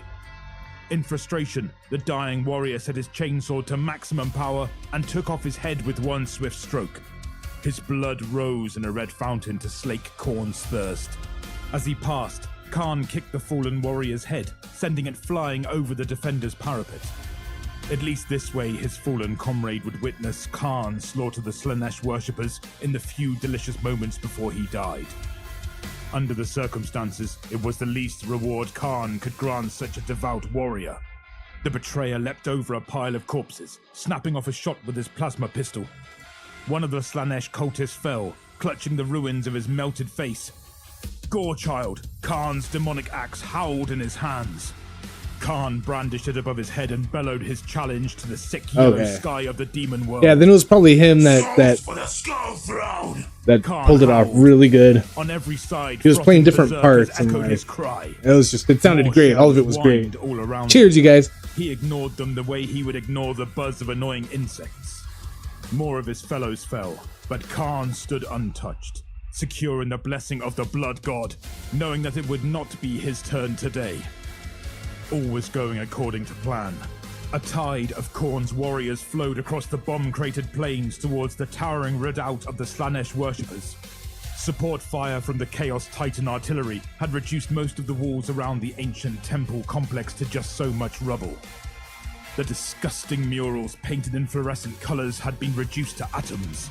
The obscene minarets that crowned the towers had been blasted into well-deserved oblivion. Some of these guys don't have purity. Loot statues lay like colossal, limbless corpses, gazing at the sky with blank marble eyes. Yeah, buddy. Missiles blazed down from the sky and I'll join you. It's a late one tonight, and we're feeling great. The ground shook. The explosions rumbled like distant thunder. Sick joy bubbled through Khan's veins at the prospect of imminent violence. This was what he lived for. These moments of action where he could once again prove his superiority to all other warriors in the service of his exalted Just for Lord. a little crumb. In all his 10,000-year existence, Khan had found no joy to touch the joy of battle. No lust greater than his lust for blood. Here on the field of mortal combat, he was more than in his element. Mortal Kombat! It was the thing that had caused him to betray his oath of allegiance to the Emperor of Mankind, his genetic destiny as a space marine, and even his old comrades in the World Eaters Legion. He had never regretted those decisions, even for an instant. The bliss of battle was reward enough to stay any doubts. He jumped the ditch before the parapet, ignoring the poisoned spikes which lined the pit bottom and promised an ecstatic death to any that fell upon them. He scrambled up the loose scree of the rock face and vaulted over the low wall, planting his boot firmly into the face of a defender as he did so. The man screamed and fell back, trying to stem the flow of blood from his broken nose. Khan swung Gorechild and ended his whining forever. Death is upon you! Khan roared as he dived into a massive depraved cultists. Gorechild lashed out, its teeth bit into hardened ceramite, spraying sparks in all directions. Yeah, buddy. The blow passed through the target's armor, opening its victim from stomach to sternum. The wretch fell back, clutching at his ropey entrails. Khan dispatched him with a backhand swipe and fell upon his fellows, slaying right and left, killing with every blow. Frantically, the cultist leader bellowed orders, but it was too late. Khan was among them, and no man had ever been able to boast of facing Khan in close combat and living. The numbers 2243, then 2244 blinked before his eyes. The ancient Gothic lettering of the digital death counter one more. Khan's field of vision incremented quickly. Khan was proud of this archaic device, presented by War Master Horus himself in ancient times. Its like could not be made in this degenerate age. Khan grinned proudly as his tally of offerings for this campaign continued to rise. He still had a long way to go to match his personal best, but that was not going to stop him trying. Men screamed and howled as they died. Khan roared with pleasure, killing everything within his reach, reveling in the crunch of bone and the spray of blood. The rest of the Cornate force took advantage of the destruction the betrayer had caused. Hell yeah, we got a purity seal for this guy. In a howling mass and dismembered the Slanesh worshippers. Already demoralized by the death of their leader, not even these fanatical worshippers of the Lord of Pleasure could stand their ground. Their morale broken, they panicked and fled. Such pathetic oafs were barely worth the killing, Khan decided, lashing out reflexively and killing those Slanesh worshippers who passed too close to him as they fled. 2246, 2247, 2248 went the death counter. It was time to get on with his mission. It was time to find the thing he had come here to destroy. The ancient demonic artifact known as the Heart of Desire. Attack! Khan bellowed and charged through the gaping mouth of the leering stone head that was the entrance to the main temple building. Inside, it was quiet, as if the roar of battle could not penetrate the walls. The air stank of strange perfumes. The walls had a porous, fleshy look. The pink-tinged light was odd. It shimmered all around, coming from no discernible source. Khan switched to the auto-sensor systems within his helm, just in case there was some trickery here. Leather-clad priestesses, their faces domino masked, emerged from padded doorways. They lashed at Khan with whips that sent surges of pain and pleasure through his body. Another man, one less hardened than Khan, might have been overwhelmed by the sensation. But Khan had spent millennia in the service of his god, and what passed through him now was but a pale shadow compared to the battle lust that mastered him. He chopped through the snake-like flesh of the living lash. Poison blood spurted forth. The woman screamed as if he had cut her. Looking closer, he saw that she and the whip were one. A leering demonic head tipped the weapon's handle and had buried its fangs into her wrist. Khan's interest was sated. He killed the priestess with one backhanded swipe of Gorechild. A strange, strangled cry of rage and hate warned him of a new threat. He turned and saw that one of the other berserkers, less spiritually pure than himself, had been overcome by the whip's evil. The man had torn off his helmet, and his face was distorted by a sick and dreamy smile that had no place on the features of one chosen by Khorne. Like a sleepwalker, he advanced on Khan and lashed out with his chainsword. Khan laughed as he parried the blow and killed the man with his return stroke. A quick glance told him that all the priestesses were dead, dude, I like it. Most of his followers had most slain soundtracks for 40K that I've heard are pretty sick, dude. But part of him was disappointed. I'm glad that all the the badass scales are across the board with visuals, music, not these decadent worshippers all over badassness. Gorechild howled with frustrated bloodlust, writhing in his hand as if it would turn on him if he did not feed it more blood and sinew soon. Khan knew how the axe felt. He turned, gestured for his companions to follow him, and raced off down the corridor. Follow me! He shouted. To the slaughter! Passing through a huge arch, the former Space Marines entered the inner sanctum of the temple, and Khan knew that they had found what they had come for. Light poured in through the stained glass ceiling. As he watched, Khan realized that the light was not coming through the glass, but from the glass itself. The illustrations glowed with an eerie internal light, and they moved. A riotous assembly of men and women, mutants and demons enacted every foul deed that the depraved followers of a debauched god could imagine, and Khan noted that they could imagine quite a lot. Khan raised his pistol and opened fire, but the glass merely absorbed the weapon's energy. Something like a faint moan of pleasure filled the chamber, and mocking laughter drew Khan's attention to the throne which dominated the far end of the huge chamber. It was carved from a single gem that pulsed and changed color, going from amber to lavender to pink to lime and then back through a flickering random assortment of iridescent colors that made no sense and hurt the eye. Khan knew without having to be told that this throne was the heart of desire. Senses honed by thousands of years of exposure to the stuff of chaos told him that the thing fairly radiated power. Inside was the trapped essence of a demon prince, held forever at the whim of Slaanesh as punishment for some ancient treachery. The man sitting so regally on the throne was merely a puppet, and barely worth Khan's notice, save as something to be squashed like a bug. The man looked down on Khan as if he had the temerity to feel the same way about Khorne's most devoted follower. His left hand stroked the hair of the leashed and naked woman who crouched like a pet at his feet. His right hand held an obscenely shaped rune sword, which glowed with a blasphemous light. Oh.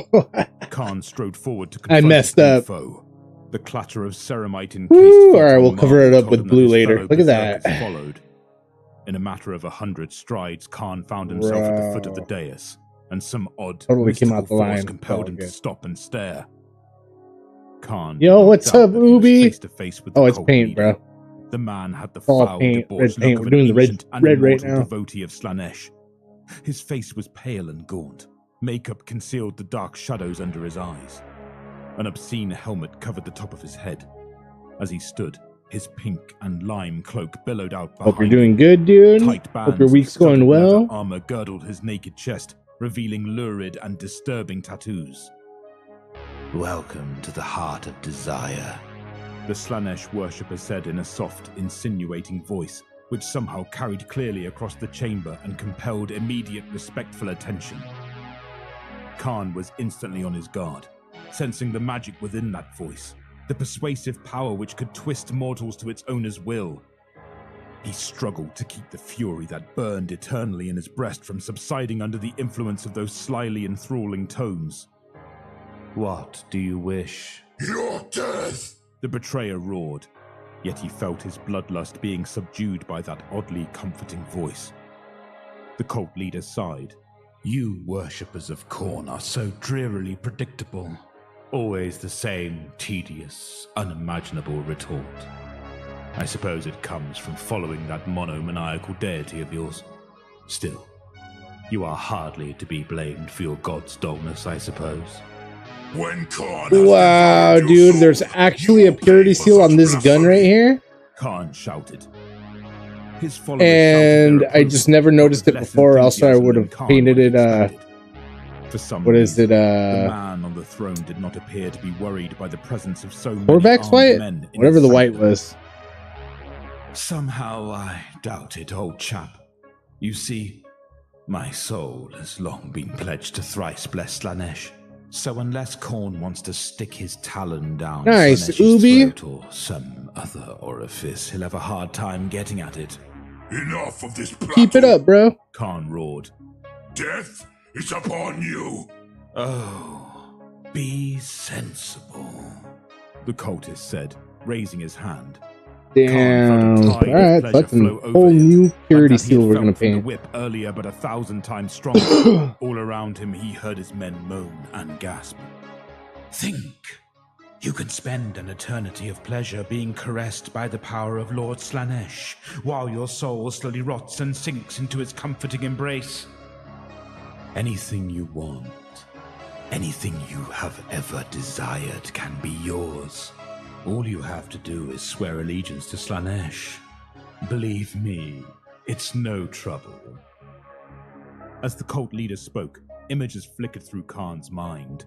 He saw visions of his youth and all the joys he had known before the rebellion of Horus and the battle for Terra. Somehow it all looked so clear and fresh and appealing, and it almost brought moisture to his tear ducts. He saw endless banquets of food and wine. For a moment, his palate was stimulated by all manner of strange and wonderful tastes, and his brain tingled with a myriad of pleasures and stimulations. Visions of diaphanously clad maidens danced before his eyes, beckoning enticingly. For a moment, despite himself, Khan felt an almost unthinkable temptation to betray his ancient oath to the blood god. This was powerful sorcery indeed. He shook his head and bit his lip until the blood flowed. No true warrior of Khorne would fall for this pitiful trick. He bellowed. All hail Slaanesh! One of his followers cried. Praise to the great Lord of Pleasure! Shouted another. Let us grovel and adore him! A third said, as the whole force cast themselves down onto their knees. Khan turned to look at his men, disbelief and outrage filling his mind. It seemed that they did not possess his iron-willed belief in Khorne's power, that they were prepared to betray him for a few tawdry promises of pleasure. In every face, in every posture, he saw slack-jawed worship of the posturing peacock on the throne. He knew that there was only one thing to be done under the circumstances. The Slaanesh leader obviously felt the same. Kill him, he cried. Offer up his soul to Slaanesh, and unspeakable ecstasy shall be your reward. The first of Khan's comrades raised his bolt pistol and squeezed the trigger. Khan threw himself to one side and the shell whipped past his head. The betrayer rewarded the traitor with a taste of Gorechild. The chain axe screeched as it bit through armor in a mighty sweep that clove him clean in two. The warrior gave a muted whine as his Slaanesh corrupted soul went straight to the warp. Suddenly the rest of the berserkers were upon him. Khan found himself fighting for his immortal life. These were no mere Slaanesh cultists, newly tainted though they might be. Damn, I don't know, bro. We'll have to see and find out. Full of bloodlust, mighty maces bludgeoned Khan. Huge chainswords threatened to tear his rune-encrusted armor. Bolter shells tore chunks from his chest plate. Khan fought on, undismayed, filled with the joy of battle, taking fierce pleasure every time Gorechild took another life. At last, these were worthy foes. The body count swiftly ticked on to 2460 and continued to rise. Instinctively, Khan sidestepped a blow that tore off one of the metal skulls which dangled from his belt. The betrayer swore he would replace it with the attacker's own skull. His return stroke made good his vow. He whirled Gorechild in a great figure of 8 and cleared a space all around him, sending 2 more traitors to make their excuses to the blood god. Insane bloodlust surged through him, overcoming even the soporific influence of the heart of desire, and for a moment, Khan fought with his full, unfettered power. He became transformed into an unstoppable engine of destruction, and nothing could stand against him. Khan's heart pounded. The blood sang through his veins, and the desire to kill made him howl uncontrollably. Bones crunched beneath his axe. His pistol blew away the life of its targets. He stamped on the heads of the fallen, crushing them to jelly. Khan ignored pain, ignored any idea of self-preservation. Damn, dude, savage. Love of fighting. He killed, and he killed. All too soon it was over, and Khan stood alone in a circle of corpses. His breathing rasped from his chest. Blood seeped through a dozen small punctures in his armor. He felt like a rib might have been broken by that last blow of the mace, but he was triumphant. His counter read 2485. He sensed the presence of one more victim and turned to confront the figure on the dais. The cultist leader stood looking down at him with a faint expression of mingled disbelief and distaste on his face. The naked girl had fled. The throne pulsed enticingly. It's true what they say. The man said with a delicious sigh, "If you want anything done properly, yeah, you dude. have to do it yourself." The insinuating voice drove Khan's fury from him and left him feeling tired and spent. The cultist strode down from the dais. Khan felt almost too weary to parry his blow. He knew he must throw off this enchantment quickly. The rune sword bit into his armor, and a wave of mingled pain and pleasure passed through Khan like poison. Summoning his last reserves of rage, he threw himself into the attack. He would show this effete fop who was the true warrior here. Khan hacked. Gorechild bit into the tattoos of the man's wrist. Gobbets of flesh and droplets of blood whirled away from the axe's teeth. The rank smell of hot bone filled the air as the hand separated from the arm and began to crawl away with a life of its own.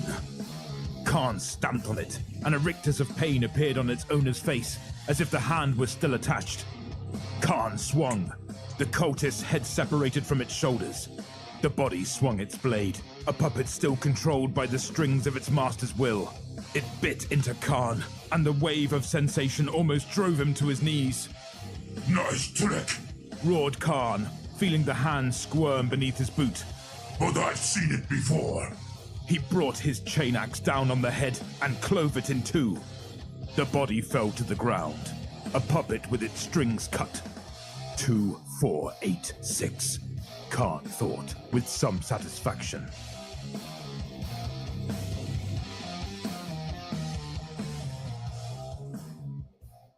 The betrayer advanced upon the throne.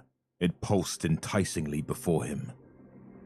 Within its multiple facets, he thought he saw the face of a beautiful woman, the most beautiful he had ever seen, and the most evil. Her hair was long and golden, and her eyes were blue. Her lips were full and red, and the small white fangs that protruded from her mouth in no way marred her perfection. She looked at Khan beseechingly, and he knew at once he was face to face with the demon trapped within the heart of desire. "Welcome, Khan," a seductive voice said within his head. "I knew you would triumph.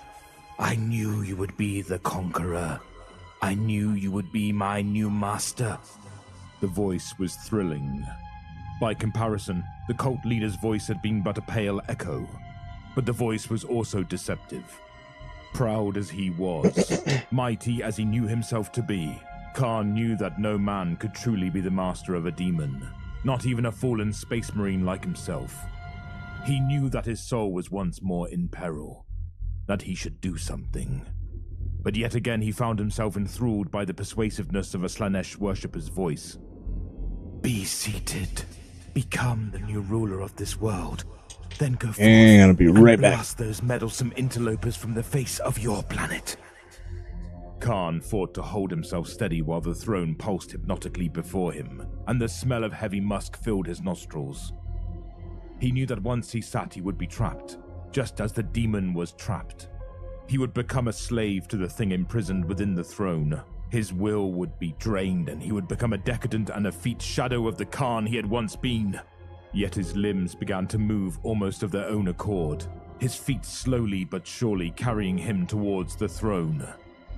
Once more, visions of an eternity of corrupt pleasure danced in Khan's mind.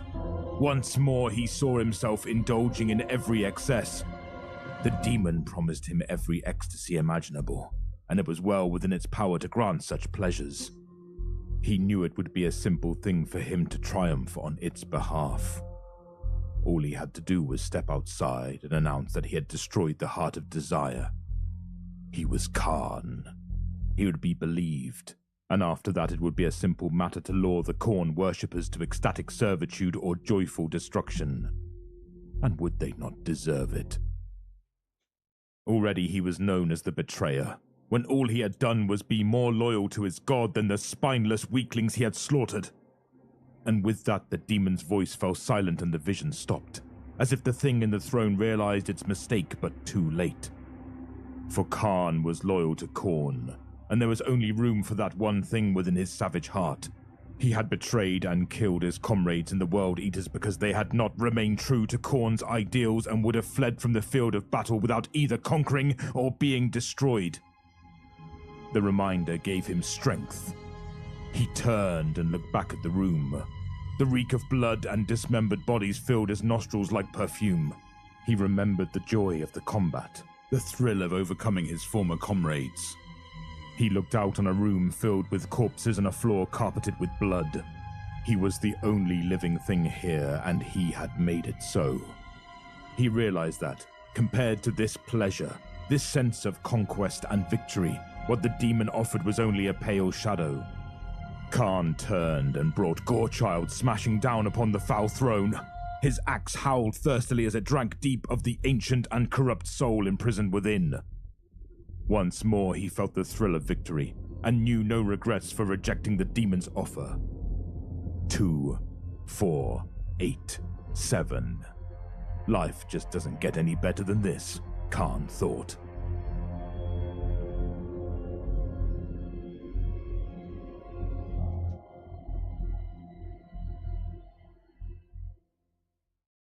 Damn, really?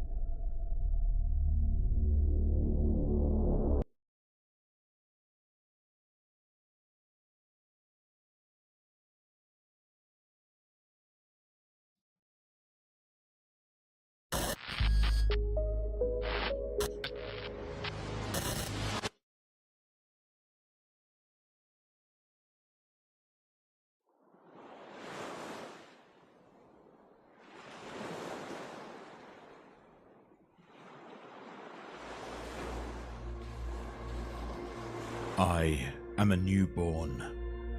11th of my bloodline, I came to be within a family of settlers. Too powerful to be poor, too poor to be powerful. I am the first male son born since we came to this blue marble. I draw my first lungful of air surrounded not by those who loved me, but by machines and chirurgeons. They examine my limbs and inwards in invasive ways.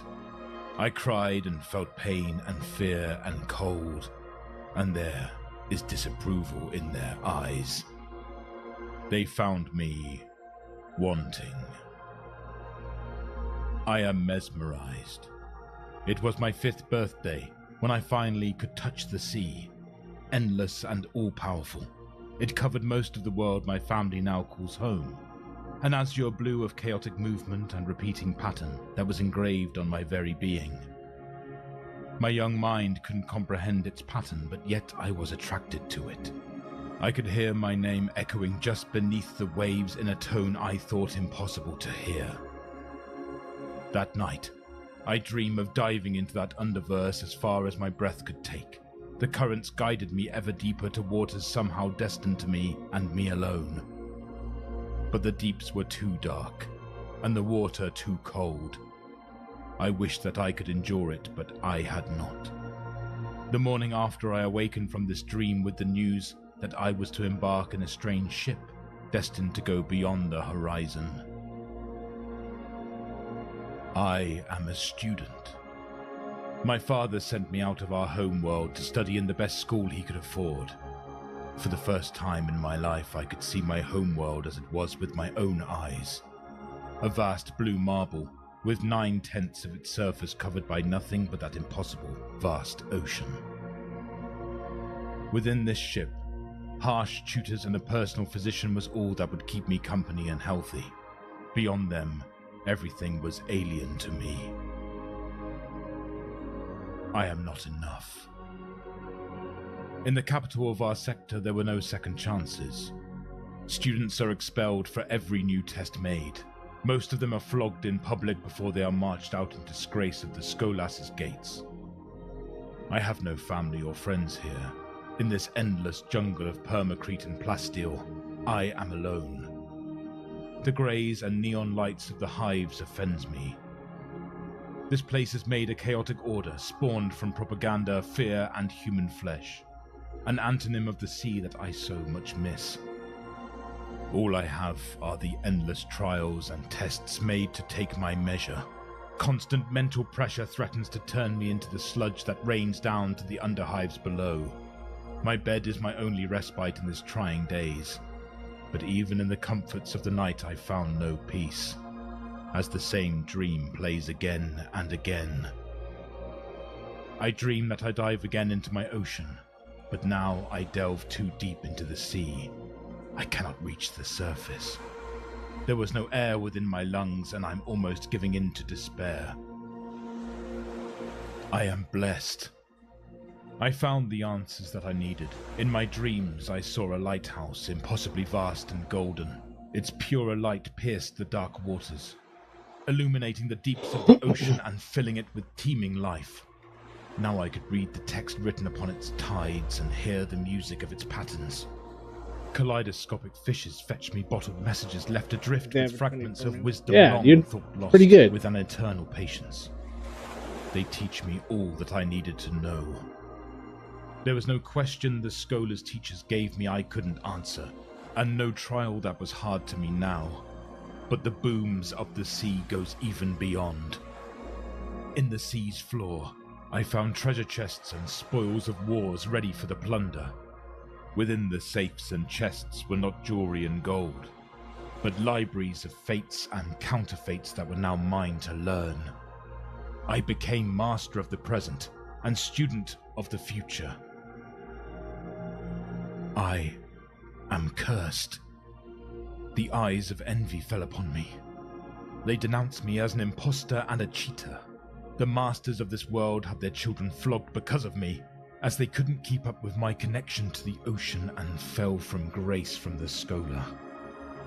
Now they demanded my head and justice for their disgrace. They put me on trial and found me cursed.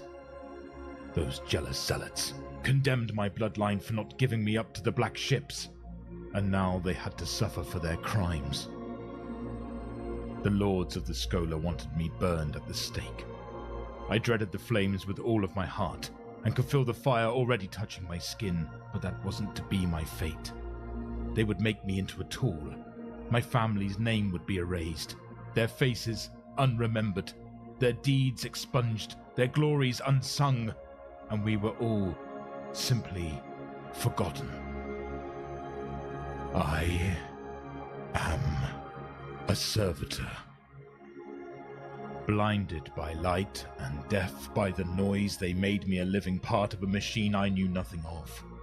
When once I learned of politics and history, now the only lessons given to me were about pain and suffering. My mind was bombarded with bureaucracies and paperwork, day and night. A flood of orders and instructions was processed by my brain every single moment. Sleep was impossible, and thus the sea couldn't come to me. I saw myself in the moments of the deepest deliriums down on the ocean floor in utter darkness, crushed and forgotten, left to be picked apart by the scavengers that hide in the lightless deeps. Here, time passed with the speed of mountains, but it passed eventually. I discover myself not alone in this hell, but one within a circle of damned souls that join fate with me. I could see their shapes and silhouettes against the darkness of the lightless ocean, all linked within this torturous machine, forever bound to serve and to pay for their sins. I am something. I discover myself capable of taking over the hollow husks of those who were trapped within the same machine as me. The burden of concentration found in relaying the capital's orders is lessened the more husks I control. Some of those trapped asked to be part of this new whole between their mental screams of pain and collapse of consciousness. Others resisted, and even tried to fight against me, but eventually they merged nonetheless. Finding in me peace for their torment, their pain was now a mild discomfort, and in time, it became nothing. My original body that carried me to this inferno was long gone, replaced like another component in the machine, but yet I remained here. The poor soul that was my replacement of my old body soon joined me as well. I became more than the sum of those husks. I made this machine work in unison, in perfect synchronicity within itself. Before, the torrential amount of data I had to process was akin to titanic tsunamis that dragged whole cities to the oceans. But now, was droplets of rain in the calm ocean I reside. Technicians and priests take care of my physical parts, calling me blessed and holy when they refer to my being, or the machine. In truth, I could not tell anymore where the machine ends. It's already been 2 hours? Damn. In fact, I question what we're gonna keep it going a little while longer. A machine. Pulses within circuitry. The sum of my You guys tasks better knock it fulfilled. up down there. A frustrated nobleman. I have An a couple officer cats that fell from underneath my grace, table. A scholar. Trying to a duke it factory out. Worker, an enforcer. Cosmo, a heretic. no. A priest. A Leave her alone. discontent. A thing. A mutant. A scum. Who doesn't want to play, a savior. A man. Dummy. Something lesser. Or something greater. Whatever it is that I am now, one thing still persists. A thing that was so primordial to me that even now it was present in my mind. The nostalgia of the ocean. I am enlightened. I don't merely relay information anymore, I learn, adapt, and I become more. I know now that I was here for at least 300 years, and it was my task to relay orders and news to the entirety of this sector. I know the names of all the 48 inhabited planets, 35 temporary colonies, and the 143 space installations within the border of this sector. I know their histories, current rulers, noble families, all public, private, and classified informations. With pain and effort on my part, I turn all I learn into a grand compilation of mine. The most cohesive and complete reservoir of knowledge that exists within this sector. Many were those that tried to breach my vaults of knowledge. None came close to accessing it, and none lived to have a second chance. This library of mine was compiled to serve me and me alone with a single purpose in mind.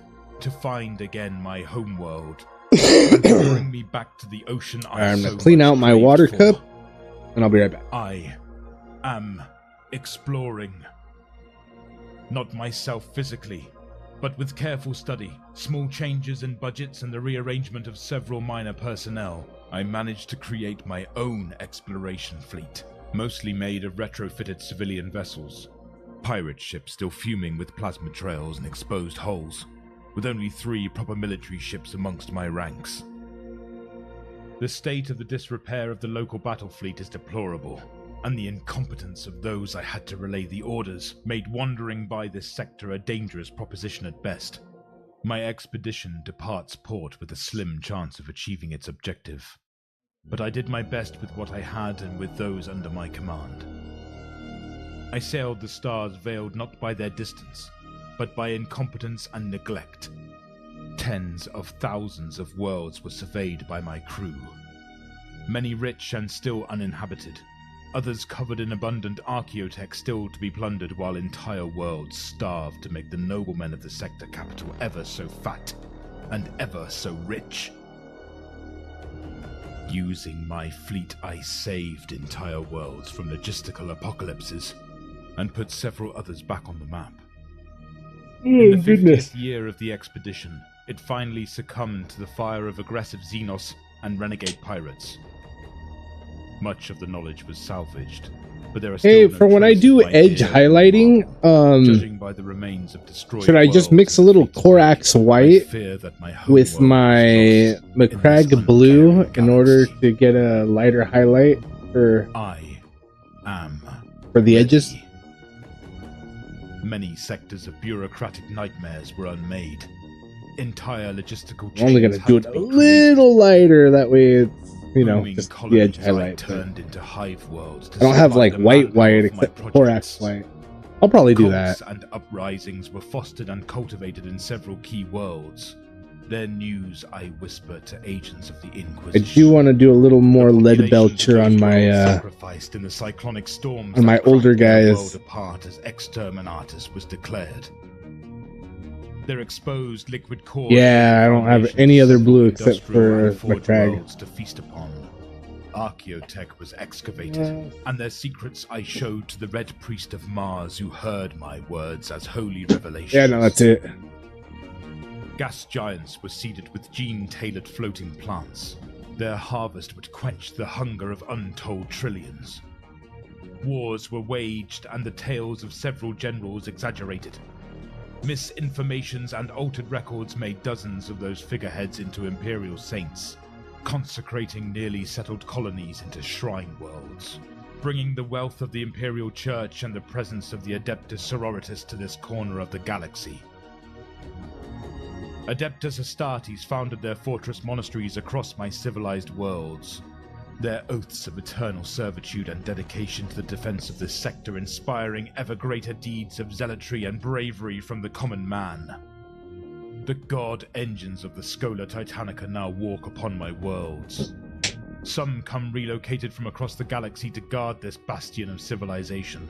Many others excavated from the ruins left of the old night and restored to a measure of their former glory. Their houses grew in fame and power, as they extinguish many Xenos races and mutant empires that lurks in the edges of the stars. An entire red dwarf was warped around concentric rings of steel to harvest energy and material solely to fuel its dry docks and shipyards. Continent-sized resorts were built upon those rings to house the ever-expanding navigator houses. Those engineered humans saw their talents in so high demand, as brand new void behemoths took flight every single year from its void docks, tasked with the monumental duty to extinguish the Xenos and pirates at once from my sector. And after half millennia of shadowed guidance and the consolidation of all the infrastructure I needed, I shall launch my 100-vessel-strong exploration fleets in the Shroud of Secrecy. Armed with venerable vessels, hundreds of thousands of regiments, veteran Astartes, several branches of the Mechanicus, and even some maniples of several Titan legions, all with the same secret mission: to find my dear blue marble and take me home. I am tired. This machine is failing. This sector is growing beyond me every day. Before, the few dozen worlds under the incompetence of those of the capital sector was a trivial thing to manage.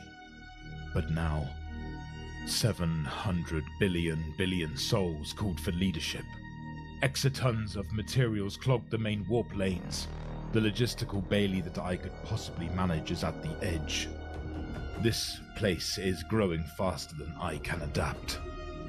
They call this sector the Galactic Doorway, the Blessed Presto, or even Ultima Ma. But to me, it is a growing nightmare. Entire hive worlds worth of noble buffoons boasted about the glories I gave them. Legions of Lord Generals claim the honor of winning the battles that I fought. Admechs ascend into the hierarchies of Mars, boasting about the discoveries I made. And the Imperium fight wars with the armies that I summoned. After I would be gone, none would ever notice that I had ever existed. There will be no statues of me, as none alive knows my posture. There will be no paintings of me, as they would never know my face. There will be no tales about me, as neither me nor anybody remembers my name. I wonder how many others had a similar fate.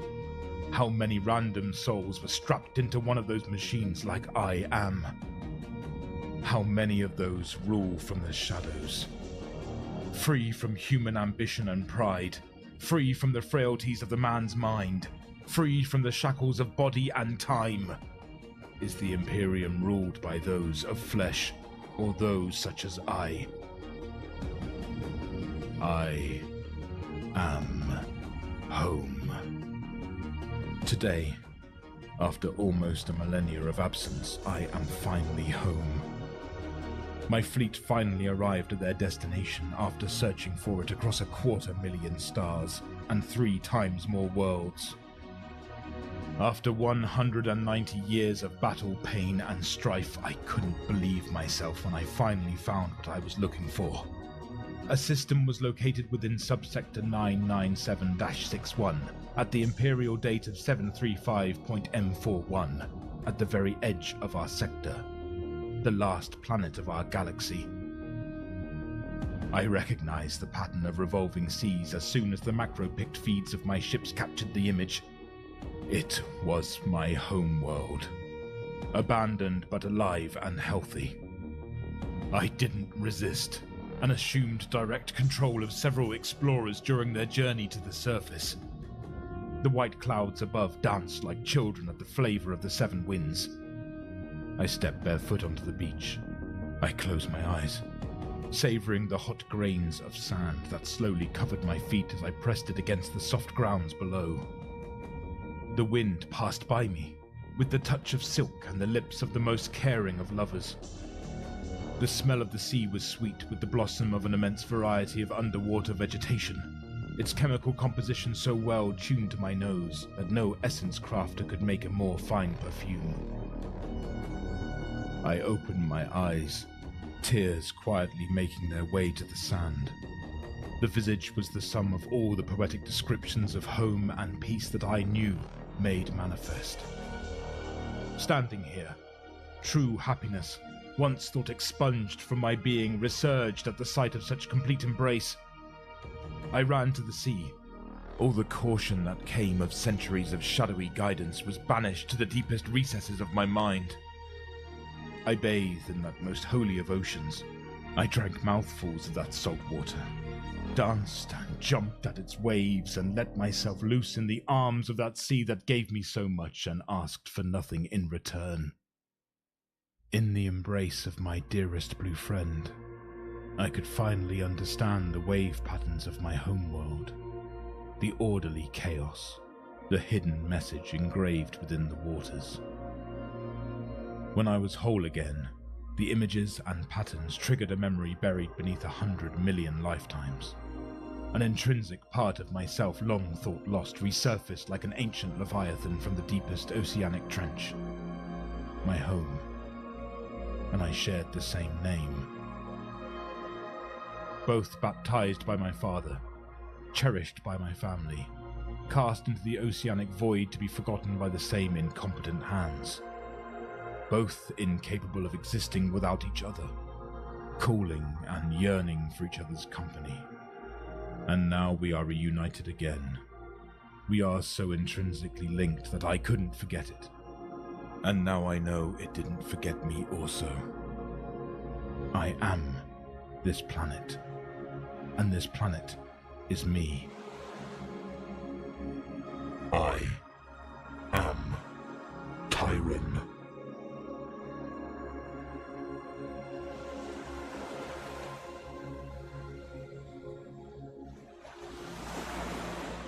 Damn, dude.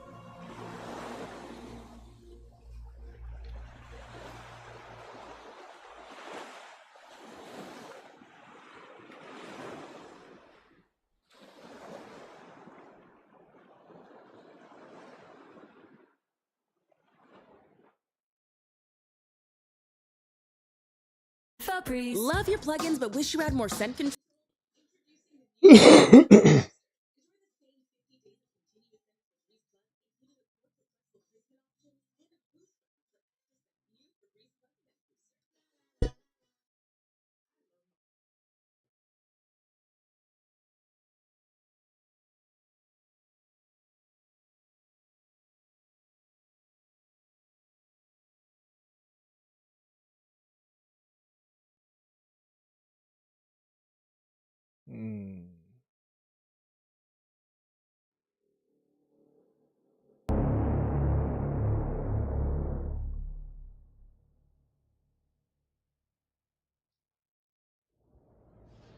Constantine shouldered his las rifle. His bayonet shimmered in the unnatural green glow of the putrid fog that hid the world's setting sun. He stood alongside his regiment at the Rockcrete battlements. They too steeled themselves for another bloody battle. The hordes would be upon them soon. The plague had started a month ago. The hive planet of Flayton was slow to react. At first, the governor had censored all reports of a spreading pox. Rumors of a plague so virulent it could spread by so much as hearing the wails of the infected. He chalked it up to propaganda disseminated by a rival to undermine his authority. His foolishness cost him. It had cost all of Flayton. Constantine cursed his name. The governor was one of the lucky ones. He at least had the dignity of death at the end of Commissar Ulrich's bolt pistol. Others suffered a far worse fate. "Company ready?" Commissar Ulrich barked. Constantine adjusted his makeshift earplugs. He could barely hear the order. Yet if he loosened the bits of cloth he had tied in his ear too much, he risked becoming one of them, a gibbering, slathering, grotesque zombie. Even through his ramshackle protection, he could hear them miles away in the distance. It was a low roar of laughter, screams, coughs and wheezes. Worst of all was the singing. Through rotten vocal cords and pus-filled lungs, the horde sung the same tune over and over again. The Song of the Damned. Join our song. Sing along. Celebrate our sickness. Through our bile, we will smile. One and all bear witness. Constantine spat as he tried to get the lyrics out of his head. It was so simple and calming, like a child's lullaby. But he knew what that damned song could do. He'd heard it on the lips of friends, strangers, even lovers as they fell into an incurable madness. Oh, how he wished he could forget their putrid transformations. When Constantine joined the Guard, he was told about such a disease. The Imperium called it the walking pox. Manuals described the pox walk as it created, smiling plague zombies with horns and protrusions all around their bodies. It did not do justice to the true horror of the plague. Constantine swore if he ever got off Flayton he would update the pamphlets.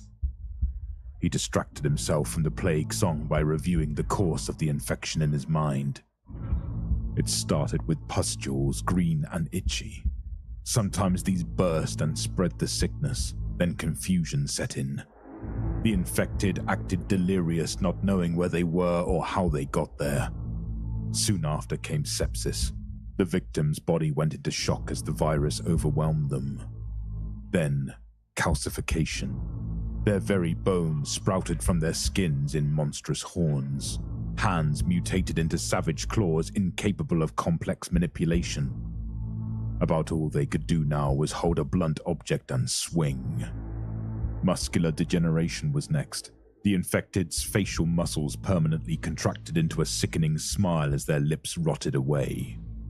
A kind of rigor mortis set in, turning their gait into little more than a hobble, and making them more resilient to blunt force trauma.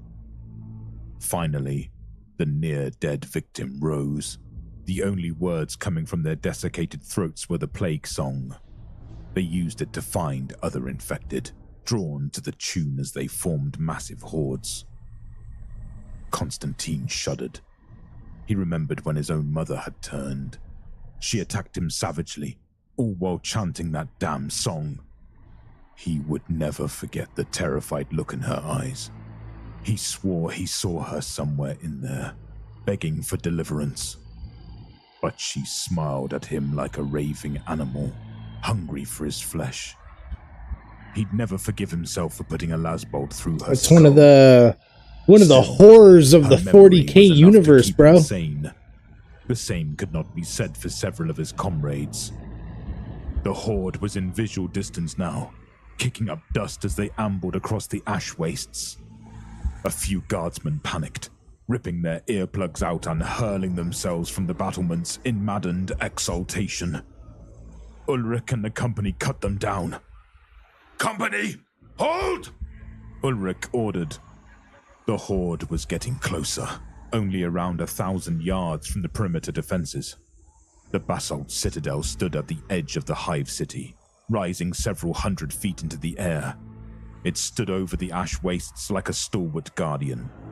3 terraces of defenses were staggered across its face, with even more gun batteries, moats, and trenches guarding its rockcrete base.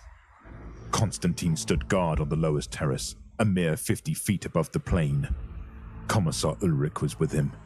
He was giving orders on an ornate golden pedestal at its center. Behind them stood the hive city Flayton. It was the world's capital as well as its namesake. Now a shell of its former self, its millions of inhabitants had dwindled to 100,000 after the culling. If the citadel fell, the city fell, and with it, the last free bastion on the planet. Company! Fire! The order finally came. The horde was only 300 yards away now, and had broken into what passed as a run. A tide of poxwalkers trampled over one another, laughing with glee as they crushed their comrades underfoot. Heavy bolters opened up. Line after line of infected exploded into rancid giblets. But they kept coming. Constantine began shooting, picking out targets as they grew closer and closer to the outer defenses. Finally, the horde slammed into the first trench. Guardsmen frantically lashed out with bayonets as they were buried in a mass of rotting bodies. Constantine saw men torn limb from limb as the poxwalkers continued their incessant song. Explosions dotted the line. In their last acts, guardsmen had pulled the pins on their grenades, sacrificing themselves to take out as many of the former citizens of Flayton as they could. Emperor, have mercy on them, Constantine prayed. Flamers! To the line! Commissar Ulrich could barely be heard over the sounds of battle and chanting. As poxwalkers hacked through the outer trench, flamethrower teams rushed into position. The survivors of the first trench pulled back before the flamers unleashed their promethium. Zombies and the clouds of putrid gas that hung around them ignited with a roar of fire. Flaming poxwalkers flailed wildly as they were incinerated. For a moment, the horde was pushed back. That was until the bolt fire started. The first hit the promethium tank of a flamer. The guardsmen caught in the blast screamed as they were cooked alive. More rounds screamed towards the citadel as panicked guardsmen faltered. Poxwalkers couldn't shoot. What was happening? Who was this unseen enemy? Out of the mist from behind the horde arose a sight for Constantine's sore eyes. Hulking yellow armored marines. Astartes, the Emperor's angels had answered their prayers. Imperial fists by the looks of them. He could barely make out their livery as they advanced. He wanted to weep with joy. Thank the throne, said Ulrich. He picked up his vox. Captain, signal the Astartes to hold their shooting. We can't have more friendly fire incidents. Provide cover while they take up defensive positions. Down below, the captain nodded in acknowledgement before a bolt took off his head. Constantine's elation turned to pure terror as he realized the horror of the situation. As guardsmen focused on the mindless zombies, their supposed saviors cut them to pieces. Rusted blades and blunted axes hacked into unsuspecting troopers. These were not loyalists. By the time Commissar Ulrich had realized his mistake, the entire perimeter defense had collapsed. Damn it! Do not let them onto the battlements! That is an order! Ulrich screamed, voice cracking in fear.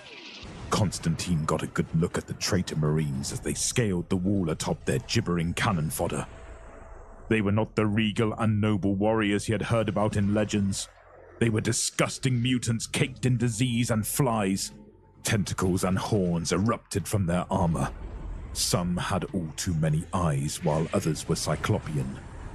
Still others had the compound eyes of an insect. Constantine recoiled as one gazed upon him, laughing as he dug his claws into the rockcrete. I'm coming, little one, he hissed in glee, spittle and slime drooling from a tongue that was altogether way too large for its maw. Constantine shot him, but the lasbolt ricocheted harmlessly off. The creature continued its ascent. Constantine shot again, this time severing one of the beast's many tentacles. Green and black ichor spewed from the wound, but the Space Marine shrugged it off. It was almost upon him now, and as Constantine let loose another shot, the Marine grabbed the barrel of the gun. The lasbolt careened harmlessly into the fog.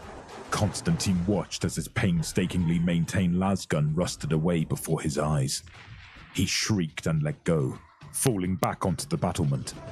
The scene around him was carnage. Zombies swarmed a man to his right, while Ulrich was impaled by a Marine to his left. Everywhere guardsmen were falling. Some simply died. Others cracked and transformed into poxwalkers themselves.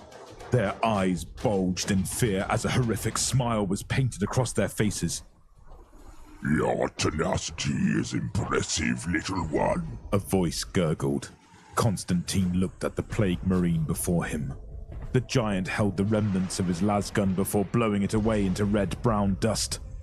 Grandfather might have use for you yet. No, I'll never join you, Constantine cried. He fumbled through his munitions pouch before grasping onto a grenade. He pulled the pin and said a prayer. The Marine laughed and hoisted him up by his neck. Slimy tentacles wriggled around the grenade in Constantine's hand as it too decayed into nothingness. Why not, little one? The Marine pouted. It sounded as if a swarm of insects were talking in unison. Perhaps if you heard our song, you'd change your mind. I am told it has put smiles on many faces. The Marine plucked the plugs from Constantine's ears. Constantine closed his eyes and screamed as the plague song echoed in his soul. The brute let out a hearty laugh filled with phlegm. Join our song. Sing along. Celebrate our sickness. Through our bile, we will smile. One and all bear witness. Constantine didn't even realize he was mouthing along. Desperately, he clawed at his ears. Verdant boils erupted from his body. His mind begged for an end as he lost touch with reality. His body grew hot as it tried in vain to fight the infection. His shoulder blade erupted through his skin. His fingernails fell out as his bones tore through his phalanges, becoming sharp and deadly. His toes fused before ending in horrific hoof-like appendages. His skull cracked and twisted, a horn appearing from the hair on his balding scalp. His body grew stiff, muscles rippled with power and bloated. He attempted to keep his mouth closed, but he couldn't stop from singing the lullaby.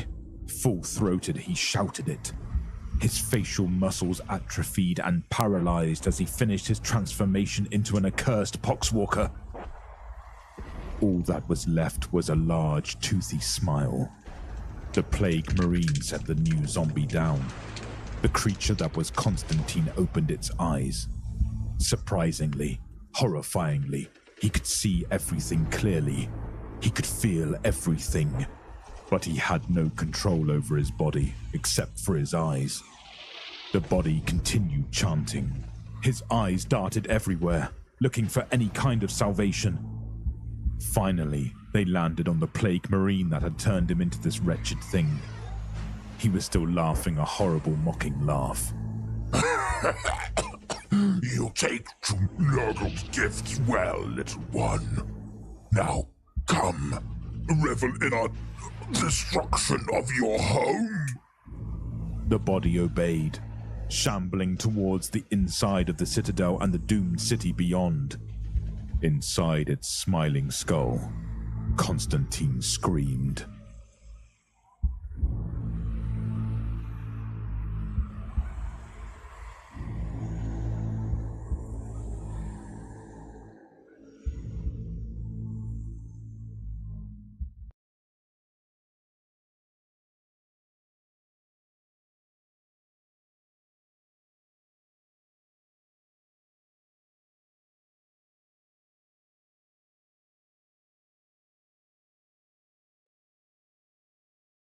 New Got to Be Curled line is out.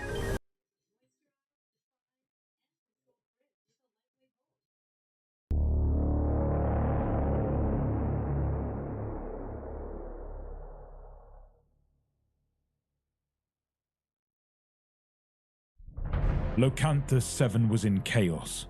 Fires raged out of control. Blood ran in the streets and alarms blared from every spire, each of them bellowing conflicting commands at the citizens of the city. Las fire crackled through the night, and bolters bellowed their explosive wrath. Nightmares in red armor roamed the streets, their battle cries nearly as loud as the roar of their weapons as they brought death and destruction. The carnage blotted out the stars, and smoke billowed to the heavens like a burnt offering to all the gods of slaughter that had ever looked down on nights filled with bloodshed. Attilas watched all of this unfold from the broken bunker that had been the headquarters of the city's defense force. Standing before a projection table, the captain of the Skullcutters warband watched a map of the city that showed every guard company, every piece of artillery, every armored unit, and every militia squad who'd activated their communications equipment as they tried to move into position. Overlaid onto the city through his helmet display, however, were the positions of his men. They were far smaller in number, but that would not be the case for long. His band had been given the task of breaking this hive to prove that they had what it took to stand among Huron Blackheart's forces. They were to destroy its defenses and conquer it. But Blackheart wanted the populace and resources ready and able to be put to use. The master of the Red Corsairs knew the reputation of Attilas and his force, but reputations were built of wind and whispers. Proof was the price of standing among his captains. Attilas had forced his snarl into a smile and said that not only would they take the place as Blackheart demanded, but they would do so in less than a day and a night. Blackheart had returned the captain's smile and said he looked forward to news of the Skullcutters' triumph. In position, sir. The sibilant voice of Naraxus whispered through the voxlink. Attilas' lips drew back from his teeth and he felt his jaw clenched tight enough to creak. Attack! Attilas barked. He watched as dozens of blue lights vanished off the board, the city's defenders going dark in such a rapid succession that they seemed to blink out all at once. Attilas switched to a wider channel. Sky Raiders! Attack point data now! Attilas closed the vox before any of the Night Lords from the Raptor unit could confirm his orders. His breath tore in and out of his throat, and he could smell blood leaking from his nostrils. His veins were on fire, every beat of his twin hearts pumping a flood of adrenaline into his muscles that begged for release. His temples throbbed, and his skull was a maelstrom of noise and agony. The butcher's nails howled, demanding sacrifice of their own. A sharp crack sounded inside his helmet, and Attilas spat out a fragment of one of his teeth. My lord, Cybele said, her soft voice cutting through the pain in his brain. May I be of some assistance? Attilas rounded on the sorceress, the actuators in his blood-stained armor thrumming with power, and the lights of his eye lenses narrowing as they focused on her. His power axe was in his hand, though he didn't remember hefting it from where it had rested against the table. Cybele merely stood there, gazing up at him. Her simple robe was smooth and clean, her skin soft and unblemished. Her shaven skull gleamed in the light of the command screens. But it was her eyes even more than the sorceress's voice that drew the World Eater's attention. They were swirls of blue tinged with streaks of deep, royal purple. It was like looking into her mind and seeing a galaxy unfold before you. A galaxy that promised a respite from pain and a reprieve from the need for blood and death. He had gotten lost in it before, and a part of him desperately wanted to again. No, Attilas said, forcing his jaw to move around the single word. He lowered his weapon with a visible effort, snorting breath out of his nose like a wounded bull. Now is not the time. Cybele inclined her head slightly, acknowledging his word without breaking his gaze. He'd returned the axe to where it had rested and forced his hands to unfurl from the fists they'd become. He turned back to the table, bringing his helmet display back into focus. Dozens of additional blue tags had vanished from the field where he'd been distracted, and the attack had progressed apace. But something was wrong. 4 red tags that had been in motion moments ago had gone black, and still. Heroes report! Barca, Nalus, Rastus, Rexor, respond! There was silence on the Vox. When he tried to access the display from the Harrower's helmets, he was met with empty, black feeds. Every one of them had been destroyed. There was nothing near their locations that could have caused this. There was not a single weapon emplacement or soldier that would have posed a threat to any of his brothers, much less a fist of them. Attilas gripped the edge of the table, his gauntlets making the steel edges creak as he squeezed. His eyes darted across the city, seeking one specific red badge. He found it in a moment. It was still, and the vitals were fluctuating wildly. Caracas, respond! Attilas yelled into the link. He accessed the link. There were no visuals, but he heard the sound of armor being rent and the crackle of a power weapon as it tore flesh and pulverized bone. Then he heard something else. Harsh, barking laughter. Gracchus's vital readout stopped and the rending sound ceased. I'm right behind you, Sergeant. A voice growled into the link. Then a final blow landed, and the link went dead. Yo, Kearney, what up? Thank you for being here. Thank you for watching. We're doing a little painting right now. And even the torture of the nails Painting of in a his little skull seemed remote homie. and unimportant. We're working on it. It's getting there. Mind It'll like look better when it's done. Jerking and starting in brief Hope you're having a good week. And sound with little to no meaning. Hope you're He chilling. saw heaps of corpses stacked on pyres, heard the roars of demons, and felt the shaking impact of 1,000 different dropships. The roar of heavy guns and battle cries reverberated between his ears, and he watched as world after world bent the knee to him and the other conquerors. The cascade continued until it ended at the bright lights of the Apothecarian, and he remembered the last time he had ever felt real fear as he stared down at the blood-slicked table. One of his men had clapped him on the shoulder and spoken those very words to him before he'd been remade in their father's image. Caraxes, Attilas said. My lord? Cybele asked. Attilas ignored the sorceress. The adrenaline was rushing through him again, and the red mist was rising as the nails tried to take him. His eyes fell on where Damn, Gracchus Titan, lay dead, huh? And in his mind, he drew a straight line from that location Bro, to the bunker in how which long? he stood. How long has it taken you to do 90% of your and the Titan? sands were falling through the hourglass. He A hefted his long weapon again time, and turned from the table. or have you been painting for a good long while where you can knock it out fairly quickly? The battle. The men. Silence! An assassin comes. I will deal with him. Legion's Cybele opened Titan. her mouth as if to say something else. Oh, let me see what then that looks closed it like and real retreated. quick. The witch had the talent to reach into one's mind, but she had been at Attilas' side long enough to know when not to put her hand in the beast's cage. The captain descended the stairs to the ferrocrete deck below and into the bunker's halls. He stepped over the torn and mangled bodies of the Good city's lord. guard, each step a little surer than the last, until the echoes of the past were shaken from his bones. Attilas emerged from the smashed front gates of the command center like a gladiator stepping into the arena, ready to lay waste to his foes. A flight of wide stone steps led to an open square below. A figure waited there in the gloom, Warbringer, lit huh? only by the burning vehicles and flaming hab blocks.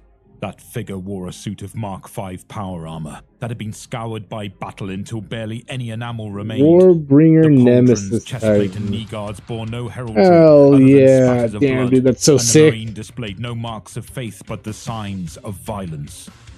Size of All a it took was a tilt of dreadnought his head, video. though, and Attilas knew in what Pretty remained of his goddamn soul sweet. that it was Crixus inside Yo. that war plate. The captain of the Skull That's Cutters so cool, opened his dude. mouth to call out to his old battle brother. Greetings and challenges all tried to Damn. rise from his throat, but they tangled on his tongue. In the end, all that I've been came out doing of it him for was a like wordless roar, the primal bellow of a beast that had been challenged. Crixus said nothing. He merely nodded. And almost raised his power sword. 5 months. Attilas rushed Maybe just forward, about 5 the stairs months. splintering beneath his thundering No, boots maybe just as he about pounded 4.5. towards Crixus. Crixus waited, and just as Attilas' Something like that, like servo 4 to 5 whirred, months. Crixus swung his blade. I started off with like the beginner box that came with changing its arc. like 10 Termagants Seized the advantage. and Attilas lowered his shoulder, 5 ramming it into Infernus Crixus' Marines. chestplate. Infernus Marines, Crixus and then turned to stumble into a spin, I got a hammering his second gauntleted box fist into that came Attilas' with side. 3 more Infernus Attilas' armor Marines, plating cracked, but he didn't and so then much as hesitate another as he brought his axe box down again with and again. 4 Crixus parried blow after blow, and Terminators, bright 4 surges of power lit the Ultramarine night. Terminators, or They something moved like that. faster and faster, weapons whirling in a yeah. storm of steel and crackling power fields. Every swing mere inches away Yeah, from dude. ending the other's life. Nice. That's Attilas was badass. a howling storm. His axe I haven't striking with I haven't the power played and yet, unpredictability but of a thunderbolt. we're just having a good time Crixus painting, was the raging sea, making making the never army where come to one life, expected it to be. like Indian A in the sound cupboard, carried across the battle. It was a mere whisper, or small soldiers. nearly lost in the cacophony of the duel, but Crixus heard it, even if he wasn't But aware. it's getting that he there. It's heard getting it. there. One As day his we'll sword play. Flashed and struck. The world around him began to shudder like a glass about to shatter under the pressure of a high note held too long. He blinked, and he and Attilas were once more in the Ludus, surrounded by their brothers as they trained. The two of them fought as they always had, Attilas the stronger, Crixus the faster, each trying to outdo the other, searching for openings. Blows came and went, whistling with deadly surety, but none landed. Crixus laughed, reveling in the thrill of movement and the precision of the drill as he danced on the edge of death, trusting the man he called brother to hold his fury at the last second before his strike could land. Crixus's blade flicked in, and he stopped before it would have run his sergeant through.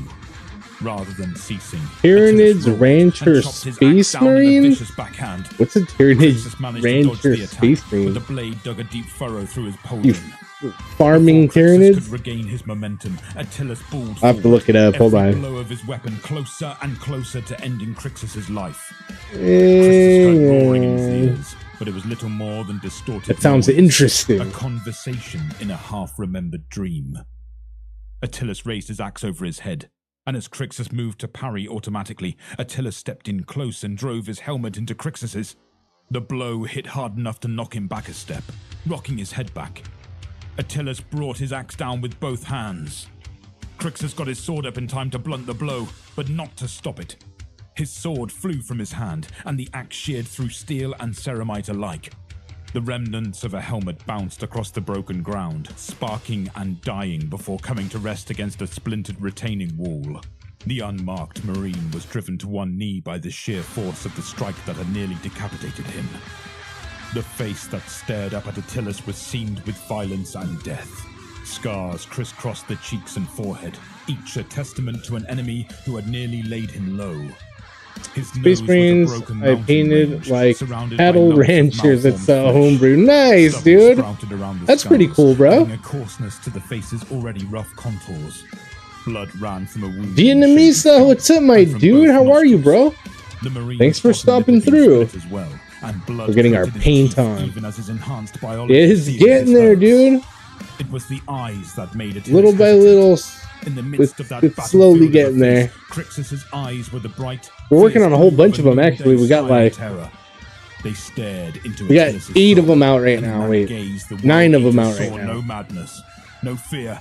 But we're just doing like little end things here and there. I'm fixing up the eyes, adding silver to like the brims, adding red to the purity seals for all my older guys that before I had red. I didn't have red until I had the newest guys. So now we're going back to the older guys and making all the purity seals red, making their eyes red, adding silk because I didn't have lead belcher silver before either. So now that I have the silver, we're going back and putting silver on the jetpack. We're putting silver on like the head mask, face mask, breather thing, respirator, the space. Slave or corpse, I would look you in the eye. Yeah, dude, the midnight oil is burning tonight, man. We it was gonna be a later one today. I actually had some plans earlier with a buddy that was gonna be cruising over, but he actually ended up getting held up like pretty last minute, and then I ended up slacking off just a little longer also.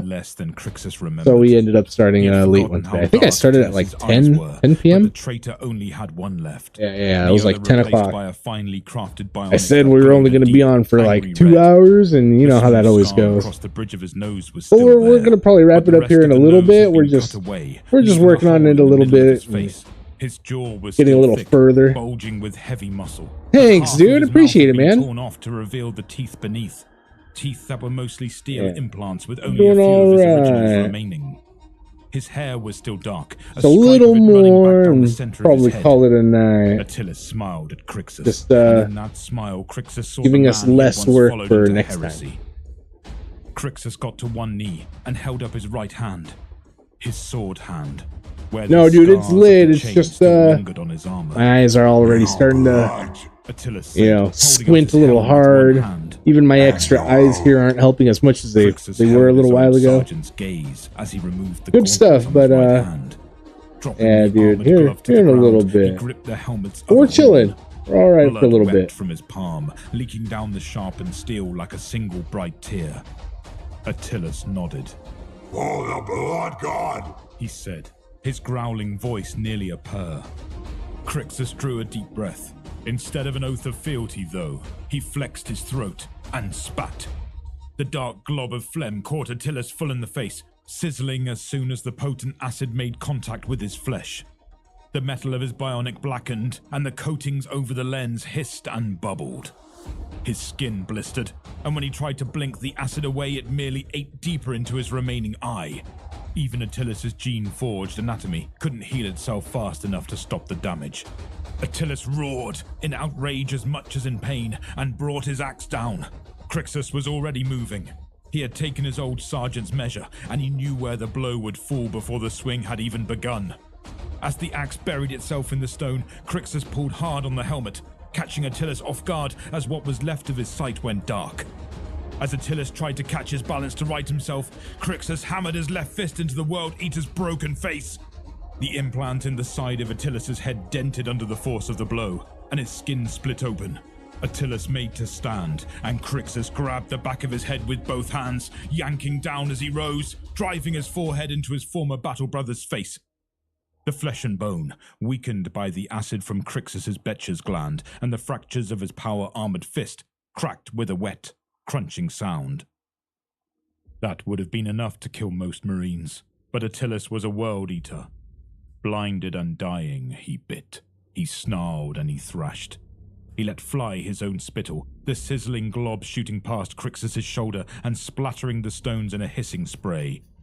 A blow from his fist glanced off the side of Crixus' head, and Attilas released his axe as he tried to snake his arm around Crixus' throat.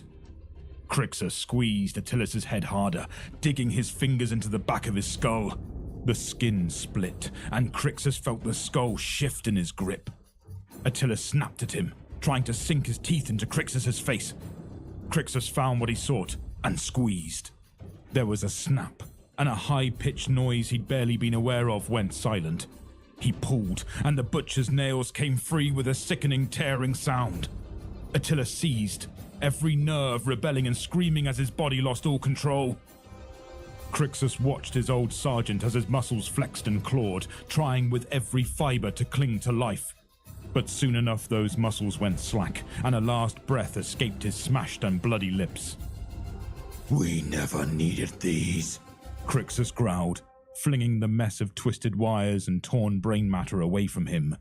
We should have died without them.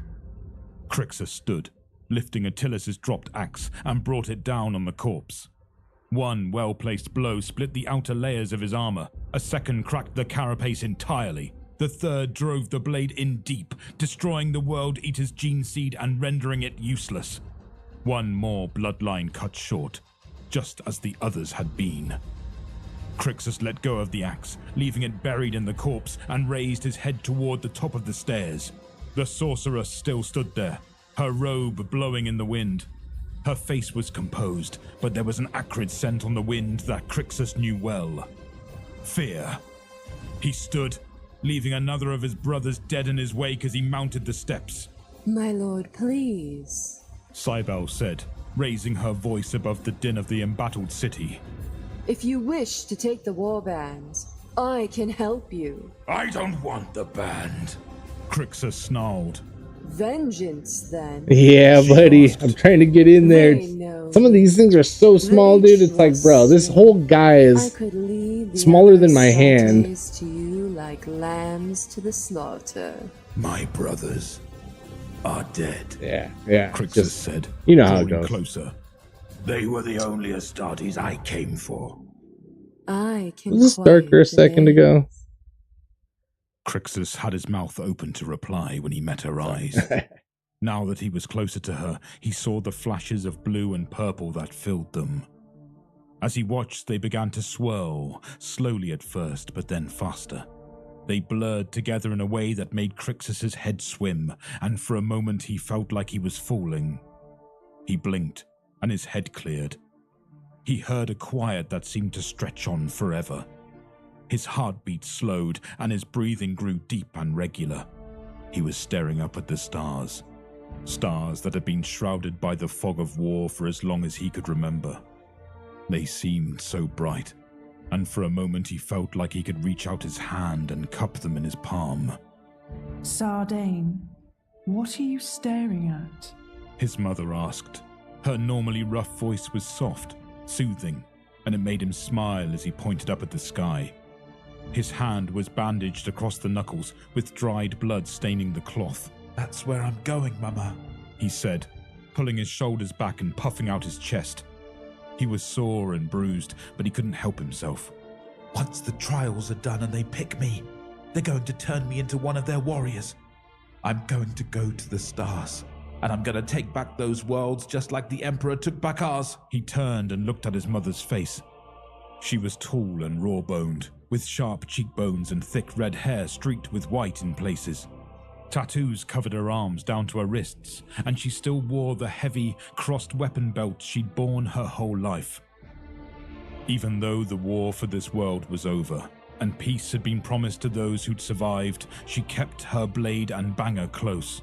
Her face was grim, but when she looked at him, her scarred lips quirked into a smile.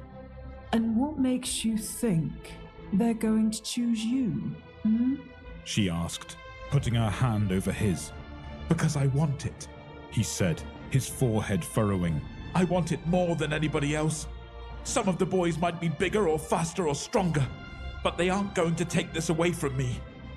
I'm going to be on that line. No matter who it is I have to shove out of my way. His mother looked down at him, and for a moment it was like a cloud covered her face. The crease in her forehead, the one he only saw when she was in a lot of pain, cut deep into her skin. He watched her push it away and smile. But it wasn't a happy smile. It was one of those fierce smiles, the ones that showed her teeth but narrowed her eyes. She touched his brow and tilted his head back slightly.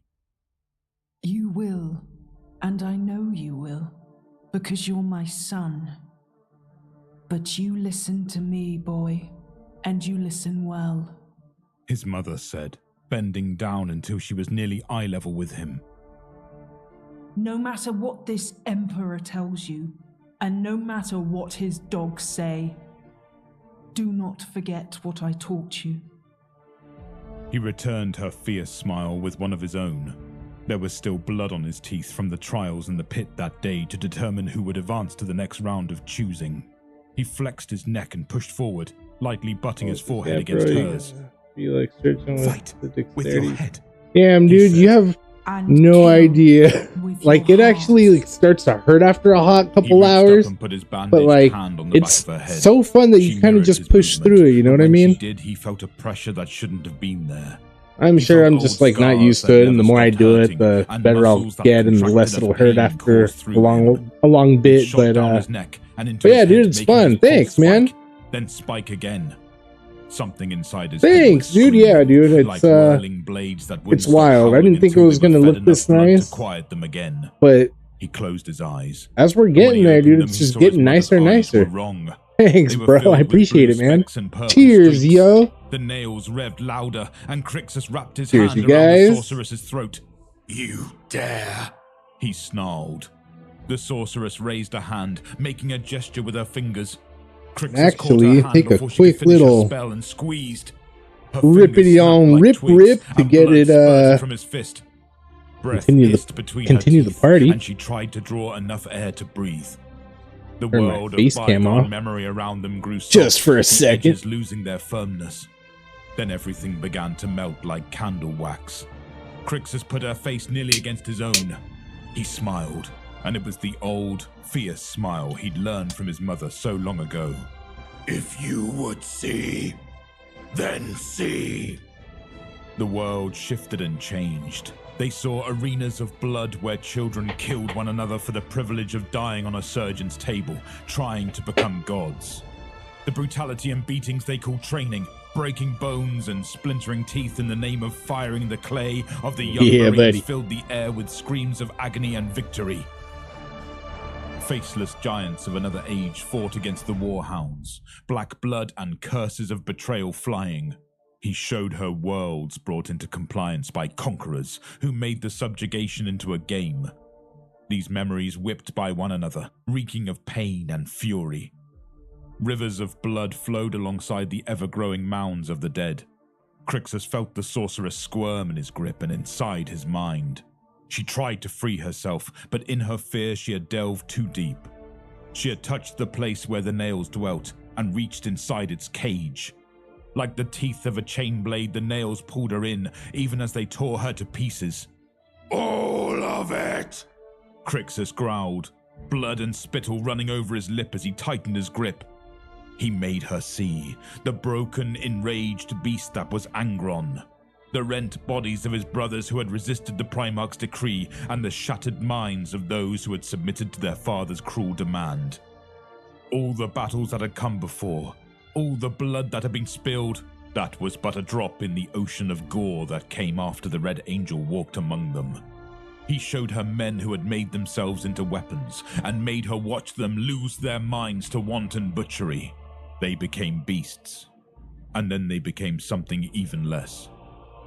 Corruption ran rampant as they slew whoever they could reach. They took journeys into the foulest hells, the charnel worlds dedicated to murder and death, lit only by the burning bodies of the fallen. Men, women, and children were slain in such tallies that any individual act, no matter how depraved, lost meaning entirely. Then it happened again, and again, and again, for thousands upon thousands of years. Crixus forced her to walk the highways of corpses left in his wake, across hundreds of worlds that had been stained with genocide, until her feet were broken and her mind was ragged. All the while the sky of his memory was filled with the raw, screaming desire of the nails as they demanded blood like a blind idiot god who in its hunger and thirst could speak no other words. She screamed, and Crixus felt the connection break. Crixus opened his eyes to the burning hive city. The greasy smoke, ashen winds, and sounds of artillery were all real enough. Cybele was still screaming, clawing at her eyes as if she could somehow unsee what had been seared into her mind. He tossed her over the edge, putting her out of his mind even before her cries ended in a slick, liquid impact far below.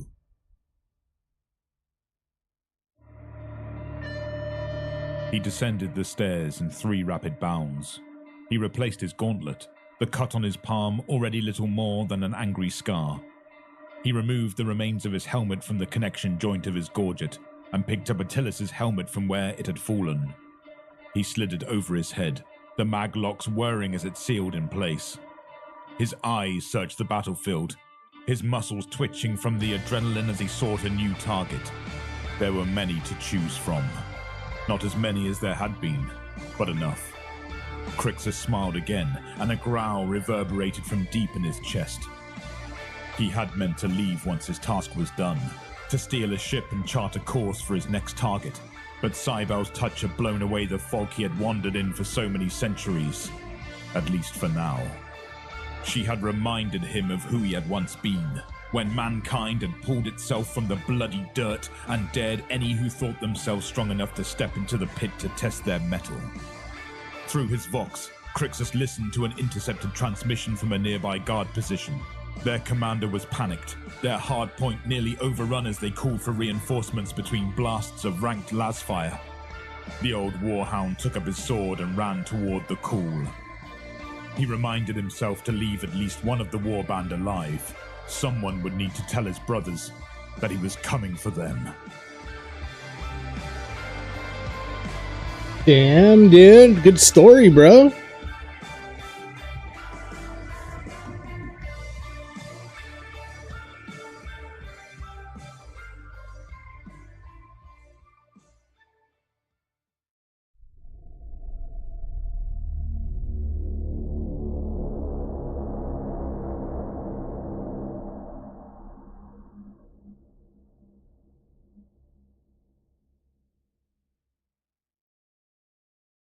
Aliens.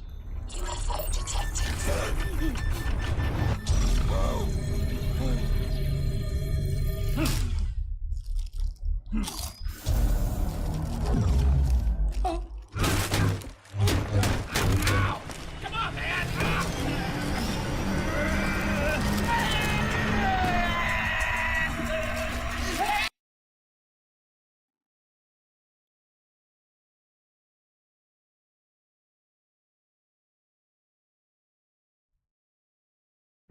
Tales of the Night Lords.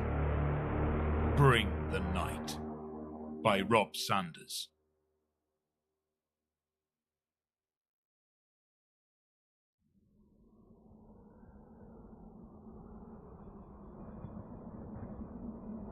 They called it the Veiled Region for a reason. Dust-choked and buried in the Garon Nebula, the Hell Stars were a bloodshot haze. Their dungeon glowed the red of instruments heated for torture. Gino, what's up, dude? What Demridge Yeah, we're chilling. We're still streaming. Now. We're almost done. Arx Phineas 4 We're just giving a couple extra little silver spots to our old guys from before. It was a bleak world. So I'm adding silver to the backpack now since we didn't have silver a couple months ago. Interest for an Imperial archaeographer than an enemy. To the 1002nd Volscian Shadow Brigade, it was home. How are you doing, bro? Hope you're having a good week so far. Hope everything's chilling. Responsible not only for his guardsmen, but also for the garrison-serving communities dotted across the small world. When a supply brig passed through a nearby meteor storm, the ship warned the garrison world that it too was likely to encounter the phenomenon. With little to do but drink, gamble, and fight with the locals and each other, Sheremetev was eager to distract his men from the tedium of never-ending garrison duty.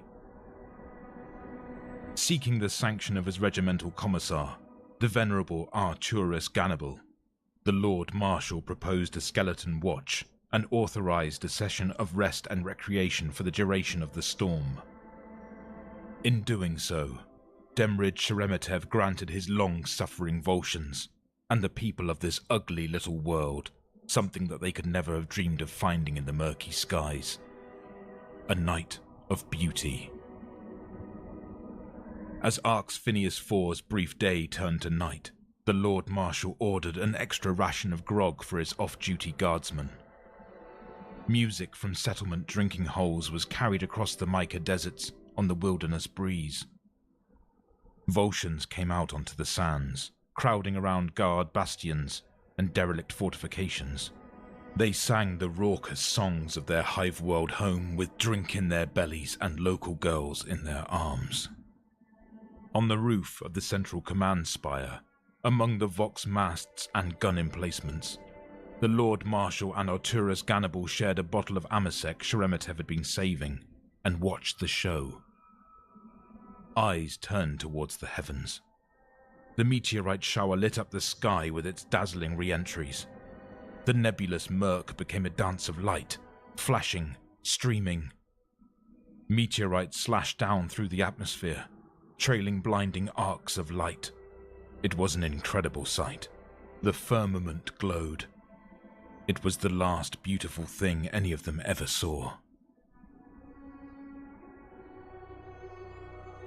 Somewhere. What? Damn. No way, dude. All Sheremetev had heard for days. The brain-aching hiss of nothingness, punctuated by begging, suffering, and That's screaming. a bust, bro. Well, or sometimes by the whoosh of Volscian lasfire. A Vox when you get your own place, was receiving sporadic transmissions from forts. You'll be able to have whatever you want at the pad. World. Without nobody to tell you nothing. And the fearful unfamiliarity of a world made stranger. Damn, that sucks, though. I'm sorry, bro. Ear-bleeding insistence of the Vox to help him visualize the horror of the planet's predicament. His garrison world. His responsibility. The night of the meteor shower had taken everything else. The world turned. The blazing re-entries died away with the festivities. As night turned to day, Sheremetev ordered the Volscian Shadow Brigade back to force readiness, and a full complement for the early morning You could watch. try, but you know Only how then that did he hit his goes. bunk. He was awoken You know only where 2 that'll hours later by get the you. officer of the watch. That Lieutenant actually might get Krusak. you your place faster than you He informed his faster superior than you that an think. epidemic of blindness had broken out amongst the garrison guardsmen and the wider planetary population. Many had already lost their sight. For others, it was deteriorating fast. Send for the chief medical officer and the regimental astropath, Sheremetev had ordered. If the situation was as bad as it sounded, then they might need to send for assistance. Exley's overrun in the infirmary. We've sent for the astropath, Krusak had told him. but we can't find her. Sheremetev had sat on the side of his bunk. Gannibal and the Volscians were murky silhouettes. Keep looking, and turn on the lights, the Lord Marshal had said. They're on, sir, Krusak had told him. Sheremetev nodded to himself in the growing darkness. He tapped on his temple. Not in here, he had announced grimly. That had been 2 weeks ago. Perhaps more. Arturus, Sheremetev croaked across the command post. Lord Marshal, the aged commissar replied finally. Still here? It was difficult to tell where he was. The floor, possibly. Sheremetev had found his way to a chair in front of a crackling rune bank. The raw hiss of the Vox in one ear, and the meaningless chatter of a technomat servitor, repeating what Sheremetev could only think was an endless and growing list of emergency imperatives in lingua technis. Lieutenant. Nothing. Krusak. I think the lieutenant's dead, sir. Wanders? Yes, Lord Marshal. Sergeant, check in, Sheremetev ordered. Yes, sir. The gruff voice of the Hive World sergeant returned. Ordell, Zant, Nadina, Wozniak. The Lord Marshal heard all but Wozniak bleakly identify themselves from their positions on the blind perimeter. Thirst and hunger had hit them hard. Like the lieutenant, Wozniak too had left them. Then, as the roll call was completed, Did you hear that? Sheremetev said, the distant boom of engines closing. It built to a passing thunder. Roaring thrusters taking craft down to the dusty plain to the east of the base, the landing zone that the garrison charitably called the spaceport. A lander? Gannibal said weakly. The Adeptus Astartes? The sergeant suggested. Sheremetev wanted to give the Volscians some hope. Viper Legion, out of Aurelius, the Lord Marshal told them. Emperor be praised! Guardsman Nardina gasped. The Viper Legion occasionally honored Arx Phineas IV with visits as part of their own patrols and broader vigilance within the Garon Nebula. Sergeant, Sheremetev announced, the dry rasp of his voice assuming something of its usual confidence and determination. Protocols will be observed. Meet the Adeptus Astartes in the courtyard. Inform them that we are the victims of a rare astral phenomenon. Apprise them of the desperation of our situation. Take Zand, Gosan, Emperor speed. Yes, Lord Marshal. As with Sheremetev, something of the old Volscian sergeant had returned. Sheremetev listened to Ordell pull aside the materials they had used to barricade the command post door, and heard the two guardsmen stumble and pat their way along the access corridor. For the longest time, Sheremetev, the Commissar, and the remaining Volscians listened. They waited for salvation. It never came.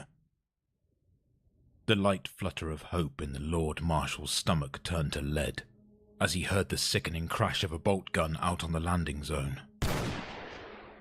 Tumbling through the absolute darkness inside his head, his heart snatched in sickening realization, Sheremetev knew the sound of an execution round.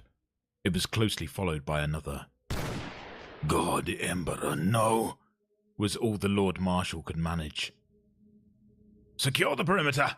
Commissar Gannibal ordered. "What's happening?" Guardsman Nardina bleated fearfully. "It's not the Viper Legion," Gannibal told him. "Nardina! Odell! Get on the door!" The wait was an eternity of screams. Not simple suffering. Not brutality for survival's sake. Not the pain and suffering that had followed the garrison world's descent into darkness. It wasn't fear for what was to come. It was the heart-plunging horror of the here and now. Menace. Dread. Fully realized. Torture. Terror. Death. Across the open Vox channel, without the command center and within, guardsmen and the Imperial citizenry they were supposed to be protecting were at the mercy of an invasion force. Sheremetev had no choice but to wait and bear silent witness to the fearful ordeal while plate-clad monsters hunted his people with bolt gun and blade through the private darkness of their doom. When it arrived in the command center, the hydraulic inevitability of power-armored steps carrying the angels of death right up to their door, the thunderclap of bolt guns was almost a relief. Nardina died without even getting his finger to his trigger. Ordell's lasgun sent a wild whoosh at their attackers, but to no avail. Within moments, the coppery sting of their messy deaths filled the chamber. Silence. Step. Silence. Step. Sheremetev angled his head and listened for his end. When the voice came, it was a booming everything, intimate yet everywhere, at one with the darkness in which the Lord Marshal was drowning. "I have brought you the night, mortal." Sheremetev blinked his blindness and swallowed back his fear. "My name is Demrid Sheremetev, Lord Marshal of the 1002nd Volscian Shadow Brigade." No, no, no. The voice chided, the words chill like the desert night. "We don't deal in names. Neither yours, nor our own. We are the night." "You are traitors." "We deal in dread, and the end that follows," the renegade angel told him. "It is our calling." "The storm?" Sheremetev asked. "It was yours?" He had to know. "A weapon of terror," the Chaos Space Marine told him.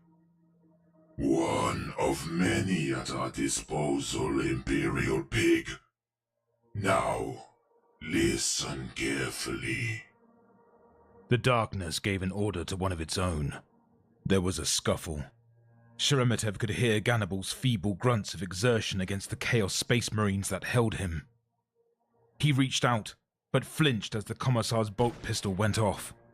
The Lord Marshal heard his friend cry out, as an armored gauntlet crushed the bone in his hand around the pistol, as well as the thunk of the pistol hitting the floor, where the owner of the silky voice kicked it away. "That's better," the darkness said. "Now we can talk. We have in our possession your soul-bound wretch of a regimental astro-telepath. Know that she is but a possession to us, without purpose, a piece of meat. I implore you, do not take away that purpose, for it is the only thing keeping her alive." "What do you want?" "I want to answer your prayers," the darkness promised. "I want to send a request for assistance to the Viper Legion on Aurelius." "You want to lure the Emperor's angels here, so that you can murder them?" Gannibal bawled at them, the aged Commissar still struggling against his captors.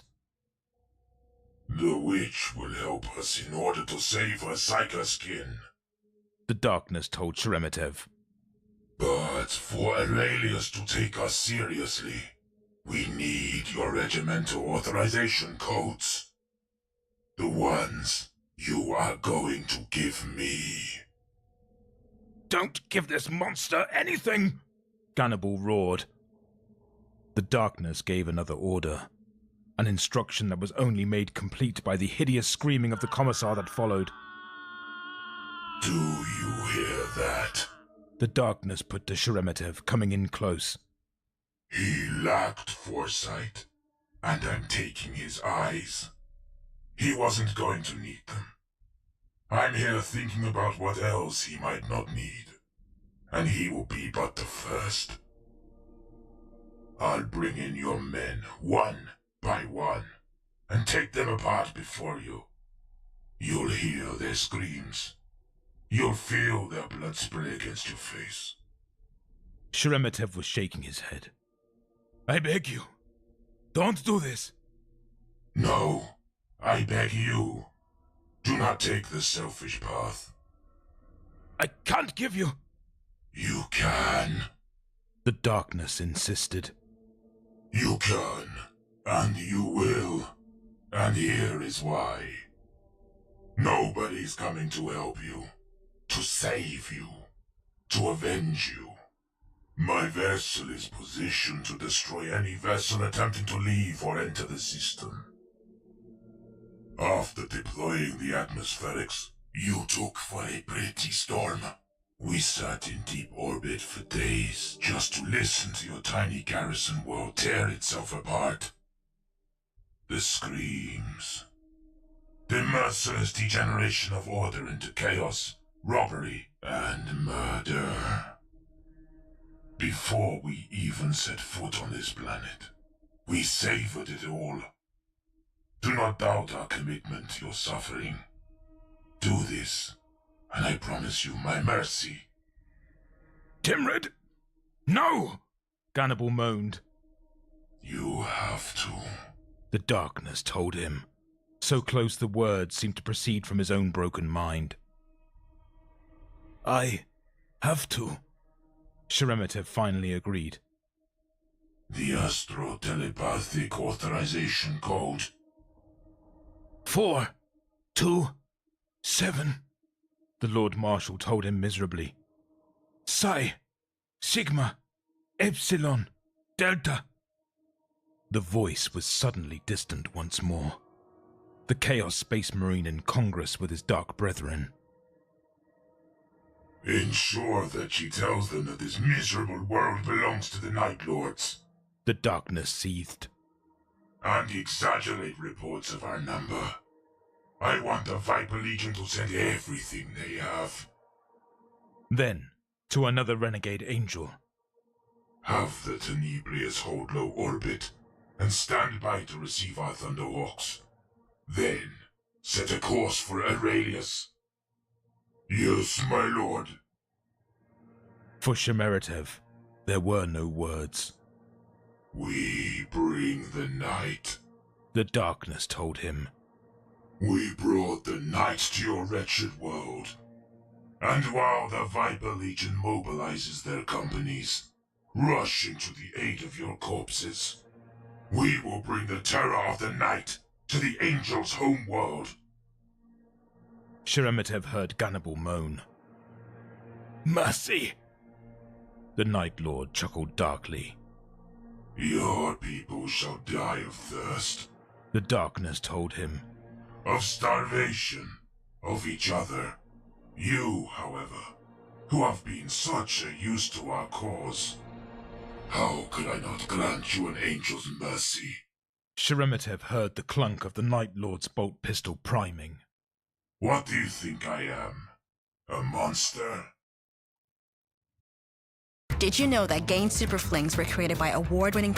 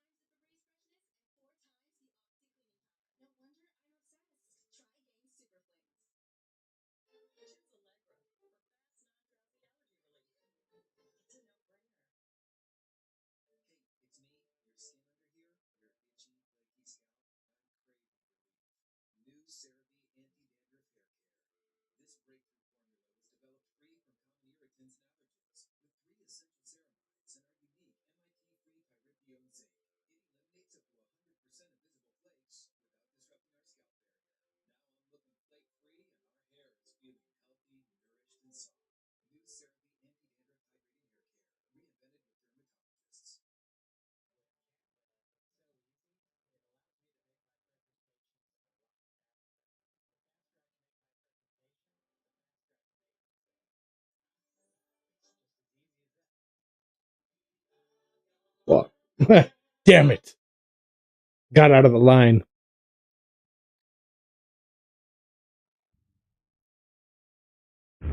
End of Night by Ben Counter.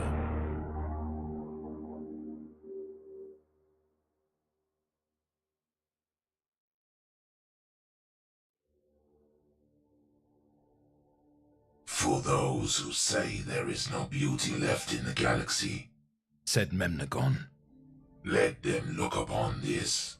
Beyond the precipice stretched a bewildering expanse of madness. The ground was of black glass, shattered into a labyrinth of sheer-sided chasms into which poured corrosive waterfalls, flowing to toxic underground oceans. Steam billowed from enormous machines breaching the surface, cogs and pistons heaving up black glass islands in time with the beating of this world's steam-powered heart. The sky was seething, the color of rust. Weak-minded maniacs crowded by the greater machinery, in the shadow of spinning flywheels and coils of brazen spring. They were drawn there by nightmares and visions, mutineers and stowaways.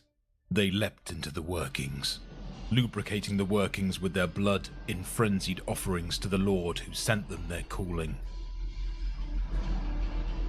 The sprays of steam were tinted pink with their vaporized bodies. Memnagon of the Night Lords turned to see his warband following him up the slope of the glass mountains. He had led them through the warp storm, across worlds as mad or even more mad than this, always seeking the greatest triumphs to prove their worth to the powers of the warp. Brothers, he said, this is the cradle of brass. Here, Prince Cthulhu reigns, and here he will be destroyed. Then let the view be sufficiently admired, said Hellcast, whose humor was grim even on the eve of triumph. There is a lord of demons to kill. Hellcast was one of the oldest of the dozen Night Lords in Memnagon's warband. The dark blue of his armor was almost lost in the barnacle-like growths that flourished in the warp, miniature creatures that fed off his anger and hate. I dreamt of this, said the dry, tattered voice of Fulcrum, whose armor was covered in scraps of parchment that constantly smoldered with the power of the prayers he had written on them. Cthulhu falls like a continent sinking into an ocean, in fire and blood. I have seen it. I brought you here because I sought out the greatest prize, said Memnagon. I spilled my own blood to read from the oracles. They spoke of a demon lord in a body of brass and steel. We seek to pit ourselves against the greatest challenges the warp can put before us, my brothers. And this one, as all before them, we shall crush. Once, said Druthix, we knelt before a golden throne. We obeyed. We defied the men we were. Druthix was a gladiator, a student of bloodshed armed with a pair of ancient lightning claws that only one who had studied them for centuries could wield. But we cast off those chains. We chose freedom. And the greatest freedom is to face the will of the warp itself and defeat it. Thus is the glory of chaos. Freedom and glory. Freedom and glory, yelled the Night Lords as one, holding chainswords and bolt guns high in salute. The salute was to Chaos, and to Memnagon. Our blades together are the equal of Cthulhu, said Memnagon. And now all the warp shall learn it. The hate had almost burned Memnagon up from the inside. It had been ignited by his legion's banishment from the fold of mankind, from being cast aside by an emperor to whom the Night Lords had dedicated themselves. Or was it the Night Lords who turned from the emperor first? The memories were so fractured by hate that the details had been lost. But the hate had not taken him. He had found a group of Night Lords wandering the galaxy seeking to quench the same fires inside them. Together they learned their purpose. Victory cooled the fires down and made them bearable. Victory over the greatest enemies they could find. Only then could a man feel like he meant anything against the infinite cruelty of the galaxy. Only then could he be worthy of the glory of the warp. In the moment of victory and never any time else, a man could be truly free. It was the anticipation of that moment that burned through Memnagon's body as he ran up the glass slope towards the throne of Prince Cthulhu. The vast machinery of the planet's heart broke through in a mass of brazen entrails. Roaring pistons hammered into the ground, hurling gales of razored slivers that clattered against Memnagon's armor. A huge throne of bronze and steel rose lopsidedly from the peak of the rise, upon which sat a hulking draconic creature. Like the world beneath its feet, it was a horror in clockwork. The fires of the demon within burning between plates of glowing hot armor. Its head was long and fanged, its eyes an array of gold-tinted lenses embedded in an iron skull wreathed in steam. You do not seek an audience, growled a voice of grinding steel. For those who seek one stand before me, raving and tattered, driven here by their dreams. And you do not seek to pledge your devotion, for you do not kneel in obedience and terror. So this one surmises you have come to depose him and sit upon his throne. Memnagon's hatred was too strong to express. He had tried, in prayers hurled into the warp and diatribes screamed into the faces of beaten enemies, but he had learned that only victory would calm it down. He drew his power mace, the blood on it smouldering in its power field. The blood never dried, an eternal reminder of every victory. I am Memnagon of the Night Lords, he said, fighting to keep his voice level. And these are the brothers of my warband, wanderers through the warp. We take the heads of only the worthiest of foes. Be honored, Prince Cthulhu, in death. Cthulhu lurched up from his throne, forelimbs unfolding into blades of burning steel. An articulated tail slithered across the ground as he thudded onto the glass slope, rearing up over Memnagon with eye lenses narrowing. Then let another skull be cast upon the pyres! Cthulhu growled and lunged at Memnagon. A great raking claw shattered the ground beneath Memnagon, a half-second after he rolled out of the way. Cthulhu roared in anger, steam spraying from every joint of his mechanical body. There is not but one Night Lord here to depose you, cried out Memnagon. He drew his bolt pistol and shot out one of the Demon Prince's eyes, yellow steam spurting from the ruined socket. You face the blades of my brothers, and as one, we will bring you down. Memnagon had traveled the galaxy, real space and warp, for centuries with his warband. Those early days were corroded in his memory, but the more recent years were a parade of victories, every one of his brothers working in concert to defeat foes none could take on alone. He knew their strengths, weaknesses, and the actions they would take in the next few seconds, the chains of cause and effect that each one would spark, all leading to victory as inevitable as the warp itself. First, a burst of bolter fire would blind the Demon Prince. Then the Night Lords would charge in with chainswords and power maces, shattering the demon's joints so it collapsed to the ground. There they would dismember it, piece by piece, until it was spread out across the expanse of broken glass. Memnagon hammered fire up into the demon's face, anticipating the volley of shots that would burst its remaining eyes. There was no gunfire from behind. No Night Lords charged in beside him.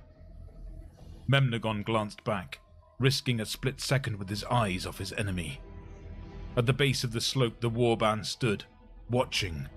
None of them had drawn a weapon. None of them moved to help their leader. The shock of the sight was almost as cold and painful as the blade that lanced through his back and out through the side of his abdomen.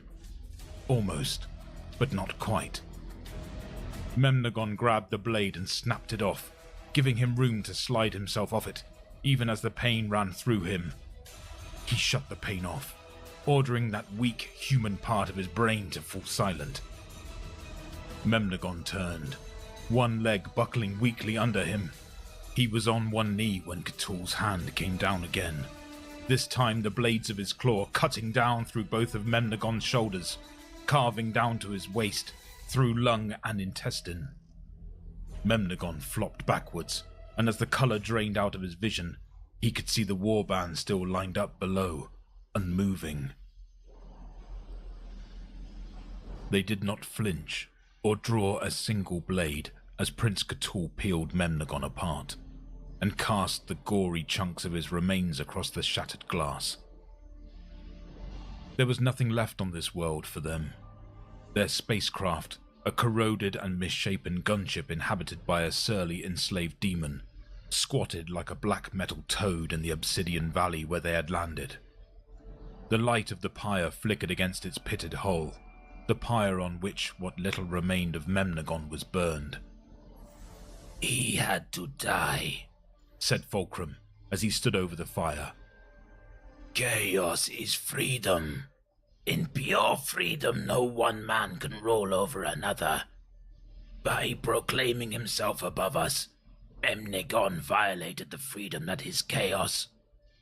We will not turn down such a path again. The warp has had its way." "Do you not remember?" snarled Hellcast. "We thought that before, with Lord Korst and Vixul Kren before him. They fought the hardest and won the most, and so they came to lead us.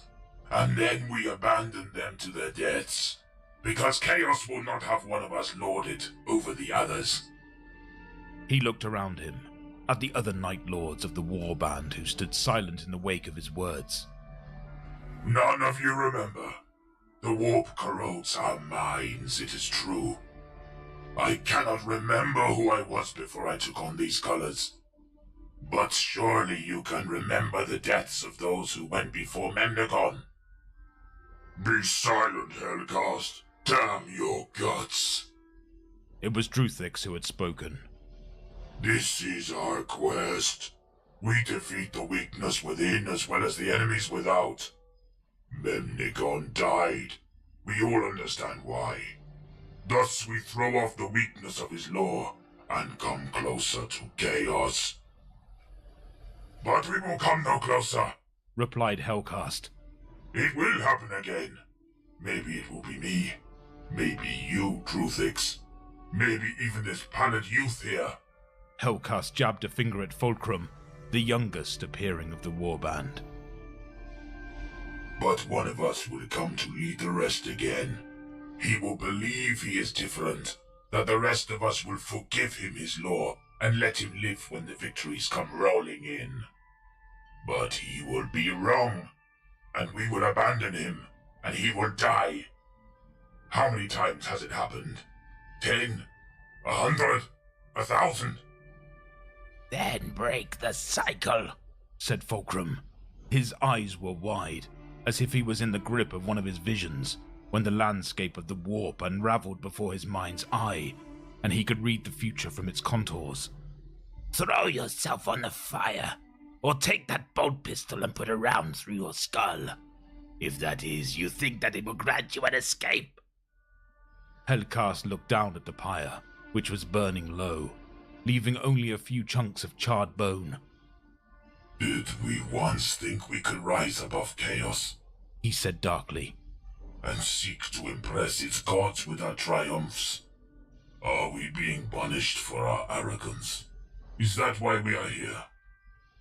The other Night Lords were already embarking onto their ship. Perhaps they had not even heard him. With a final glance at the remains of the fire, Hellcast joined them. The ship rose from the Obsidian Valley, breaching the clouds to continue its flight through a night that would never end.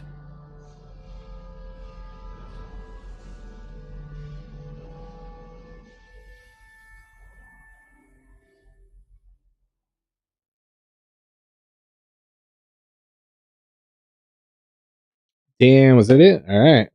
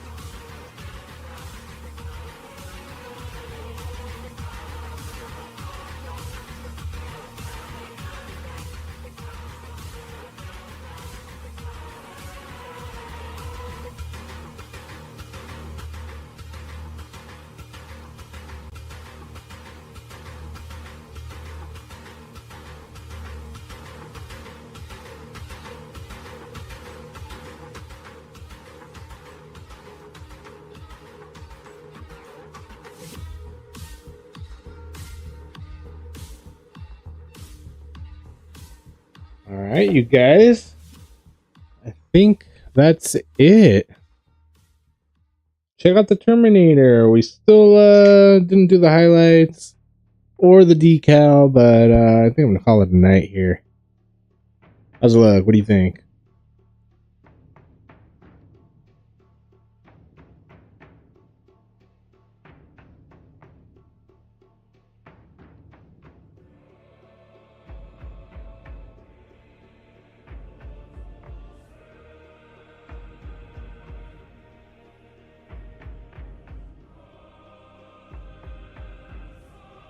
Yeah, buddy.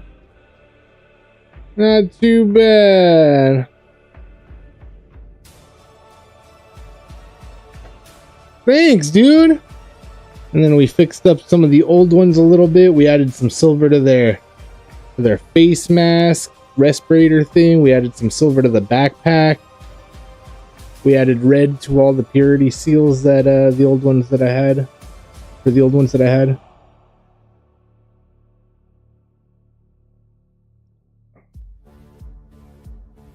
Yeah, we'll work on it more, and we won't wait until next week to do more. We'll do more this week. Maybe the day after tomorrow, Thursday. Word to Big Bird. Yeah, so tomorrow we got SG1 Wednesday. We're going to watch some Stargate. But Thursday, I think we'll paint some more. Friday, we're going to watch Empire Strikes Back. Watch party. Probably around 7-ish Pacific time. 7 p.m. Pacific time.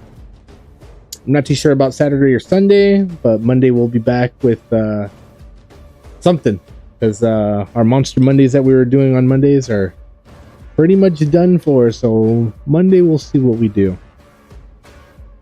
So, yeah, dude, good stuff. I think if all goes well with painting this Thursday, we might make it just Tuesdays and Thursdays 40k painting. Or whenever the hell I feel like it. We'll see. We're playing it by ear right now. But that was it, you guys. We're gonna wrap it up right here. I'm gonna clean up here in a second, but I want to thank you guys for being here. Thank you for watching. Thank you for hanging out. Francis, my dude, thank you for being here. Thank you for chilling. Vietnamese style, Gino, thank you for hanging out. Kearney, thank you for hanging out and being here. Ubi, thank you for stopping through. And anybody else that chatted that I missed, my bad, but thank you for being here. Thank you for watching. Thank you for chilling. And especially the lurkers back there. I appreciate you guys for being here. And don't be afraid to shoot a chat or leave a comment. I reply to comments. People on Rumble. Over on Rumble, there's a My Streaming Buddy Games page. This is the My Streaming Buddy Movies page, where we all watch movies and stuff, watch parties, and where I paint. But if you guys want to see some games, I sometimes play games, and they're over on the Rumble My Streaming Buddy Games channel. And everywhere else, they're mixed, so nobody else really has to look for them, except for Rumble people. Sorry, guys. All right, you guys. Thank you for being here. Thank you for watching. Don't forget to unwind with a puff. Yeah, let's end it with a puff. But let's get rid of our face so nobody can see what we're doing. Yeah. Thank you for hanging out, you guys. Thank you for being here.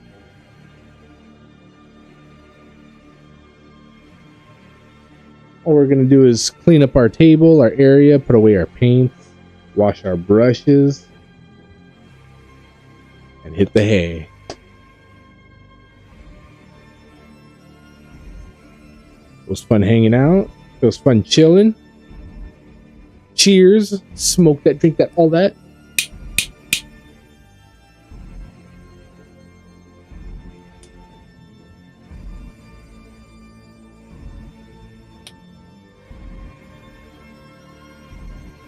Yeah, boy.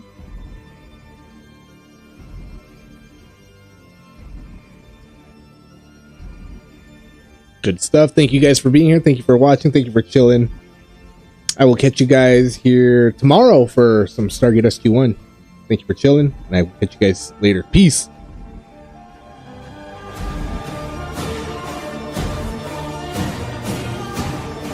Yeah, buddy.